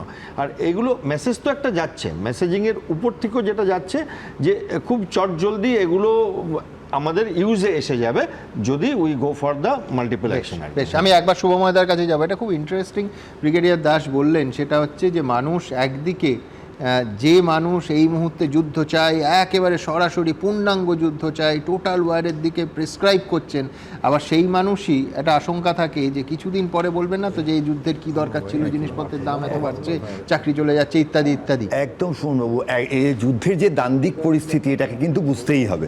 একদিকে দেশের শক্তি প্রদর্শন আমরা তো ছেড়ে দেবো না, আমাদের দেশের যা ক্ষমতা, ভারতবর্ষের মতো একটা দেশ, সেই দেশের সার্বভৌমত্ব রক্ষা, সেখানে লড়াই, বিজয় উৎসব, যে বিজয় উৎসব অনেক সময় মৃত্যুকে জয় করার উৎসব, কার্গিল যুদ্ধে আমরা দেখেছি। আবার একই সঙ্গে আপনি যদি নরেন্দ্রনাথ মিত্র কথা পড়েন, যে একজন ঔপন্যাসিক, তিনি যুদ্ধক্ষেত্রে মিনারের ওপর বসে যুদ্ধের প্রতিটি ঘটনার পুঙ্খানুপুঙ্খ বিবরণ দেন, লড়াইয়ের কথা বলেন। আর অনেক দূরের কোনো একটা গ্রামে, কোনো একটা অন্ধকার বাড়িতে, কোনো এক বধূর চোখের কোণে কিন্তু জলের ফোঁটাটা থাকে। একই রকম আমাদের এই যে একজন যে আটকে আছেন অন্য দেশের কাছে, তারা ধরে রেখেছে, তার স্ত্রী বাড়িতে কতটা দুশ্চিন্তা আছেন।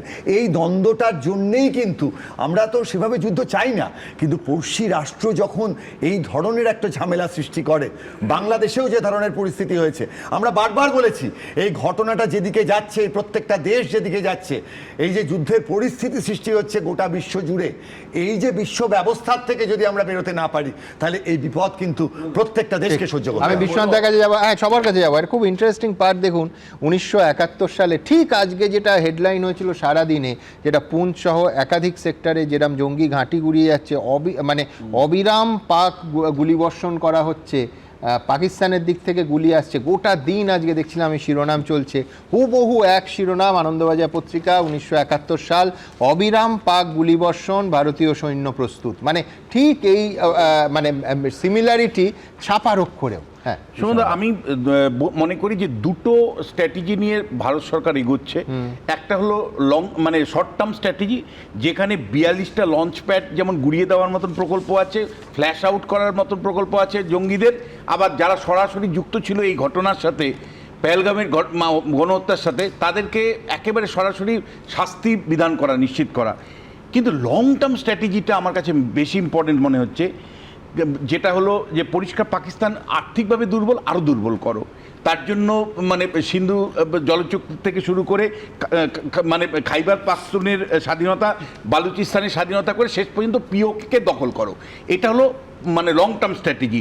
কিন্তু আমি আপনাকে বলছি, আজকেই রাষ্ট্রসংঘ থেকে শুরু করে আমেরিকা, রাশিয়া, ইউরোপিয়ান ইউনিয়ন প্রত্যেকে কিন্তু যুদ্ধের বাইরে। কারণ আজকে গ্লোবালাইজড ওয়ার্ল্ডে ভারতবর্ষ পঞ্চম বৃহত্তম অর্থনৈতিক দেশ। ভারতবর্ষ যদি লং টার্ম যুদ্ধে থাকে, তার এফেক্ট গিয়ে মার্কিন যুক্তরাষ্ট্রের অর্থনীতিতে পড়বে, তার এফেক্ট গিয়ে ইউরোপের অর্থনীতিতে পড়বে, চীনের অর্থনীতি, যে চীন যে এত আমাদের বৈরিতা অবস্থান, তার অর্থনীতিতেও পড়বে। ফলে বিশ্ব ব্যবস্থাটাও কিন্তু, যদি আপনি বিভিন্ন দেশের অবস্থান দেখেন, দিন যত যাচ্ছে তত যুদ্ধটাকে আটকানোর তারা কিন্তু চেষ্টা করছে। সজল, দেখুন, এটা রাষ্ট্রসংঘ এটা চিরকালই বলে এসছে যে কোনো জায়গায়। এবার আমি আপনাদেরকে বলি, দেখুন, আমি তো অর্থনীতিবিদ নয়, কিন্তু আমি মনে করি পৃথিবীর বহু দেশের অর্থনীতি চলে ভারতবর্ষের ওপর নির্ভর করে। এই যে আমরা বলছি যে আজ আপনারা দেখছেন একটা ভাইরাল হচ্ছে যে ইউএস প্রেসিডেন্টের কথা, যে আমরা পাকিস্তানকে আমরা চুপ করে বসে থাকবো না, সম্পূর্ণ ফেক। ও তাহলে আমি জানি না, 100% ফেক, 99ও নয়। আমি তাহলে কথা বলছি না, আমি আপনাকে একটা কথা বলি যে দেখুন, এই বিশ্বাসটাও রাখতে হবে। এটাও খুব বাস্তব। আমি বলছি সজলের কোনো দোষ নেই, আজকাল এমন ভাবে ফেক হয়, আমি বলছি এই সত্যি মিথ্যা যাচ করা সত্যি খুব কঠিন। যে দেখুন, যুদ্ধ, আমি দায়িত্ব নিয়ে বলছি ওটা 100% ফেক। আমি আর কথাটা এগুলো আমি না, আপনি আগেই বলে দিয়েছেন। ঘটনা হচ্ছে যুদ্ধের ফলে পরবর্তীকালে কিছু সমস্যা হবে, তো যে কোনো ঘটনার পরে তো কিছু সমস্যা হয়। আপনার পরিবারে যদি একটা কারোর বিয়েও দিতে কিন্তু হয়, আমি বলছি ঘটনার পরে নয়, একটা যুদ্ধ যখন চলছে দেখবে সজল তোমার পাশের লোকটা যে এতদিন রোজ বেল বাজিয়ে জিজ্ঞেস করছে যে সজল আপনি কবে যুদ্ধ করছেন, সেই বলবে যে না না একদম শেয়ার মার্কেটটা আমার পড়লো কেন। রেডি আছে এই প্যানেলে, আমার ডান দিকে বাঁ দিকে সামনে পেছনে সব দিকে রেডি আছে, তারা বলবে এটাই তাদের কাজ। হ্যাঁ, কিছু বিশেষজ্ঞরা এখন বলবেন এক কথা, তখনও বলবেন আরেক কথা, তো হবে। এটা নিয়ে আমি যাচ্ছি না, কিন্তু আমি বলি আমাদের যেমন ক্ষতি হবে, একটা বলছে একটা বাড়িতে বিয়ে হলেও তারও অর্থ সংকট হয়, তার থেকেও বিপজ্জনক। এবার আমি বলছি শুনুন, আমি একটা কথা বলি, করোনা পরিস্থিতিটা যুদ্ধের থেকে খুব ভালো ছিল কি? ভারতবর্ষ সেই করোনা পরিস্থিতি যেভাবে উতরেছে, এখন আপনি দাঁড়িয়ে তার অর্থনীতিতে কোথাও ছাপ খুঁজে পাওয়াটা মুশকিল, কিন্তু পৃথিবীর বহু দেশ এখনো সেই পরিস্থিতি কাটিয়ে উঠতে পারেনি। দুটোর মধ্যে প্রচুর তফাৎ। নরেন্দ্র মোদী সজলের কাটিয়ে উঠবে, সজলের হ্যাঁ বিশ্বাস, ওই বলে না বাংলায় মুখে ফুলচন্দন পড়ুক, তাতে আমার কোনো অসুবিধা নেই। ফুলচন্দন দেবেন না, পড়ুক, আমি দুজনের কাছে যাবো, কিন্তু তার আগে বলার সেটা হচ্ছে যে কোভিডের সঙ্গে একটা বেসিক তফাৎ হচ্ছে, এটা ওয়ার্ল্ড ফেনোমেনন ছিল কোভিড, গোটা পৃথিবী একসঙ্গে ধাক্কা খেয়েছিল। আর এখানে ভারতীয় সাবকন্টিনেন্টের দুটো দেশ, যার ফলে কিন্তু এর প্রভাব অন্য হতে পারে। আমি ব্যক্তিগত জায়গা থেকে একটা কথা বলছি, নিশ্চিতভাবে কালেকটিভলি ভারত করোনা পরিস্থিতি কাটিয়ে উঠেছে, অর্থনৈতিকভাবে নিশ্চয়ই কাটিয়ে উঠেছে। যারা কোভিডে নিজের আপনজনকে হারিয়েছেন না, তারা কাটিয়ে ওঠেননি, তারা কোনোদিন কাটিয়ে উঠতে পারবেন না। আমি তার বেশি কিছু বলছি না। আমি একটা কথা বলি, দেখো ভারত কি করবে না করবে সেটা ভারত সরকার সিদ্ধান্ত নেবে, এবং সেই সিদ্ধান্তে দেশের মানুষকে সরকারের পাশে থাকতেই হবে, কি একটা দেশকে ঐক্যবদ্ধ থাকতেই হবে। এখানে আমার জাস্ট দুটো কথা বলা, এবং এটা ভারতের চিরকাল কার্গিল যুদ্ধের সময় ছিল, পার্লামেন্টের সমস্ত বিরোধী একসঙ্গে বলেছিল আমরা সরকারের সঙ্গে আছি ইত্যাদি। আমি খালি দুটো কথা এখানে বলছি। প্রথম কথা হচ্ছে, দেখো আজকে যা তোমরা খবর দেখাচ্ছ তাতে বোঝা যাচ্ছে যে সরকার খালি সীমান্তে সীমাবদ্ধ থাকবে না এমন একটা পরিস্থিতির জন্য প্রস্তুতি নিচ্ছে। তা যদি হয়ে থাকে, তোমার কথাটার সাথেই আমি ধার করে বলছি যে ওই রোজ যে ফেসবুকে লিখতো যে এবার একটা যুদ্ধ চাই, সে আজকে বিকেল থেকে কী লিখবে আমার দেখার কৌতূহল রয়েছে। কিন্তু ব্রিগেডিয়ার দাস আগের দিন যুক্তিতর্কে একটা কথা বলেছেন, আজকেও ইনফ্যাক্ট বললেন যে সাপও মরবে লাঠিও ভাঙবেন, এরকম একটা স্ট্র্যাটেজি হয়তো সরকার নেওয়ার চেষ্টা করবে। ওনার আগের দিন একটা কথা আমার খুব সেন্সিবল মনে হয়েছিল, যে যুদ্ধ না করেও যে যুদ্ধে জিততে পারে আজকের পৃথিবীতে সেই সবচেয়ে সফল সরকার। আর আমার লাস্ট কথা হচ্ছে, বাট হ্যাভিং সেড দ্যাট, সব কিছু তো আমাদের হাতে না, এবং যেহেতু এই আশঙ্কা আজকে আছে যে পশ্চিমবাংলার ও বাংলাদেশের সঙ্গে একটা দীর্ঘ সীমান্ত এবং সেখানেও গণ্ডগোল লাগতে পারে, আমার খালি এটা আর্জি আমাদের পার্টির পক্ষ থেকে কেন্দ্রের সরকার এবং রাজ্যের সরকার আপাতত এই বিএসএফকে কেন্দ্র করে, সীমান্ত যারা পাহারা দিচ্ছে তাদেরকে কেন্দ্র করে এই রাজনৈতিক সংঘাতটা একটু বন্ধ করুন। আমি এবং রাজ্যের সরকার আগে আমি শুধু যোগ করব, এই নিয়ে শুধু আমাদের এই রাজ্যের বর্ডার নিয়ে 2 তারিখে অত্যন্ত গুরুত্বপূর্ণ একটা বৈঠক হয়েছে। আমি আবার বলছি, আমি ডিটেলসে যাব না, তার কারণ তার ভেতরে সেনাবাহিনীর নিজস্ব আমাদের জাতীয় কিছু তথ্য ডিসক্লোজ হতে পারে, কিন্তু অত্যন্ত গুরুত্বপূর্ণ বৈঠক হয়েছে। এটাই প্রমাণ করে যে আমাদের এই দীর্ঘ বর্ডারও কিন্তু ভারত সরকার এবং সেনাবাহিনীর নজরে আছে। আমি সুমনদামজিকে বলবো যে যুদ্ধ যদি হয় বা যুদ্ধের দিকে যদি যায় ভারত রাষ্ট্র, সেখানে তো অবশ্যই নিশ্চয়ই গোটা দেশ তার সঙ্গে থাকবে। কিন্তু আমি একটা কথা শুধু বলছি, আজকে সকাল থেকে দেখছি যে পুঞ্চ সেক্টরে এরকমভাবে বাংকার গুলিয়ে দেওয়া হয়েছে। আমার শুধু একটুই মনে পড়ে যাচ্ছে যে 2019 সালে যখন পুলওয়ামা অ্যাটাক হয়েছিল, তারপরেও কিন্তু একই রকমের সার্জিক্যাল স্ট্রাইক হয়েছিল, বাংকার গুলিয়ে দেওয়া হয়েছিল, যদিও সেটা নিয়ে অনেক সংশয় বা অনেক তর্ক উঠেছিল, সত্যি এরকম। কিন্তু যেটা হয়েছিল তারপর সেটা গঠিত হয়েছিল 2019-এর অক্টোবর মাসে। তারা 2023 সালে 64টা জঙ্গি হানা করেছিল, এবং তারা ওই 2019 থেকে আরম্ভ করে 24 পর্যন্ত অন্তত 200 জনকে মেরেছে। তার মধ্যে আর্মি হচ্ছে ম্যাক্সিমাম, সিভিলিয়ানকেও মেরেছে, তার মধ্যে হিন্দু আছে, সবকিছু। আমি বলছি যে এই যে ঘটনাগুলো ঘটতো, আমাদের 4th লার্জেস্ট আর্মি গোটা পৃথিবীর মধ্যে, অসম্ভব শক্তিশালী, এবং সেই ইন্টেলিজেন্স আর্মি সবকিছু মিলিয়ে ফেল করে গেল। সেইটা তো আমাদের বারবার করে এটা আগে অ্যাসিওর করা দরকার। আবার গোটা বিষয়টা রাজ্যের আসার আগে আমি এখানে আমার আমি পরের প্রতিবেদনে যাব যে কাশ্মীরের মুজাহিদরা, অন্যদিকে জয়েশ, এবং সব থেকে যেটা চিন্তা সেটা হচ্ছে হামাস নেতা, তাদের একসঙ্গে একটা মিটিংয়ে দেখা গেল, সেটা হলো গত 5ই ফেব্রুয়ারি। অত্যন্ত উদ্বেগজনক। কিন্তু তার আগে আবার বলবো যে এই আবহে আগামীকাল এবিপি নেটওয়ার্কের সামিটে প্রধানমন্ত্রী নরেন্দ্র মোদী আসছেন এবং পাকিস্তান নিয়ে পাকিস্তানের ওপর প্রত্যাঘাত নিয়ে তিনি কি মুখ খুলবেন, একটা বাক্যও বলবেন, আমরা কেউ জানি না। কিন্তু প্রত্যাশা তাই আগামীকাল এই ঘণ্টাখানেক সঙ্গে সুমনে প্রধানমন্ত্রী নরেন্দ্র মোদীর ভাষণে লাইভ সম্প্রচার হবে। আমি এখান থেকে আমার পরের প্রতিবেদনটা নেব, যেটা ওই 5 তারিখের ফুটেজ, 5 তারিখের ছবি এবং উদ্বেগজনক। দেখুন।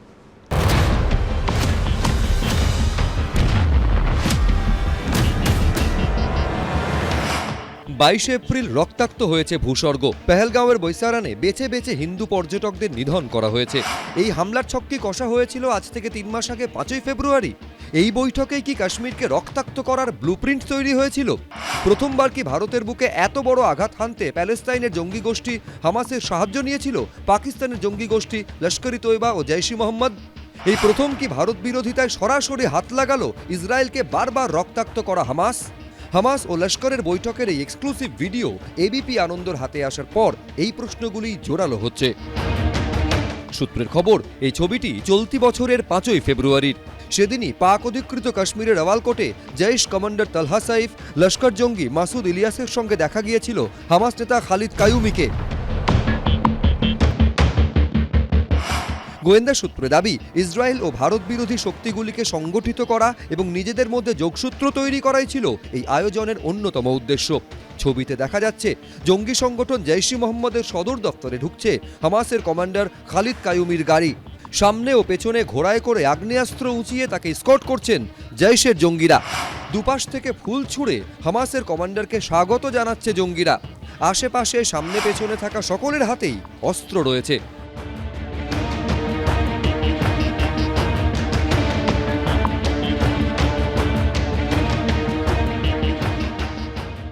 আর তারই মধ্যে রয়েছে উর্দিধারী পাকিস্তানের পুলিশও। একের পর এক জঙ্গি নেতার গাড়ি সেদিন ঢুকেছিল জৈশের সম্মেলনে। সেখানেই দেখা যায় লস্কর-ই তৈবার কমান্ডার আবু মুসাকে। তার মুখেই শোনা যাচ্ছে হামাস ও লস্কর জঙ্গিদের এক হয়ে ভারতের ওপরে হামলা চালানোর ষড়যন্ত্রের কথা।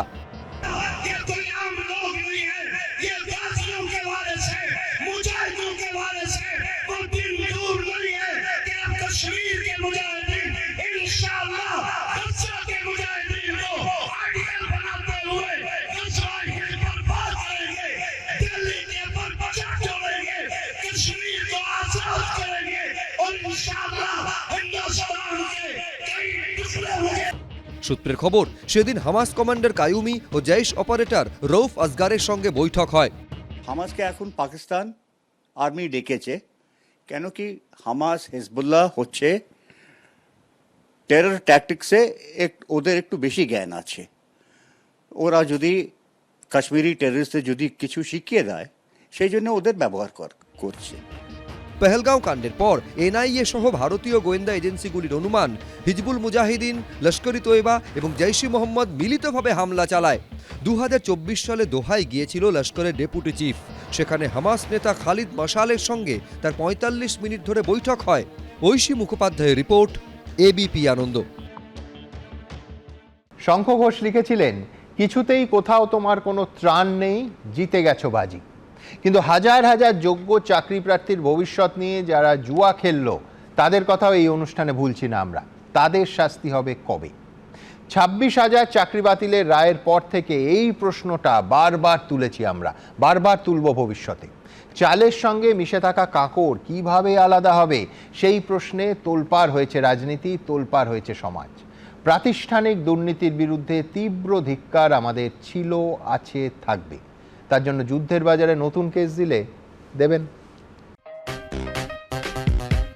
কেস দেবেন না প্লিজ।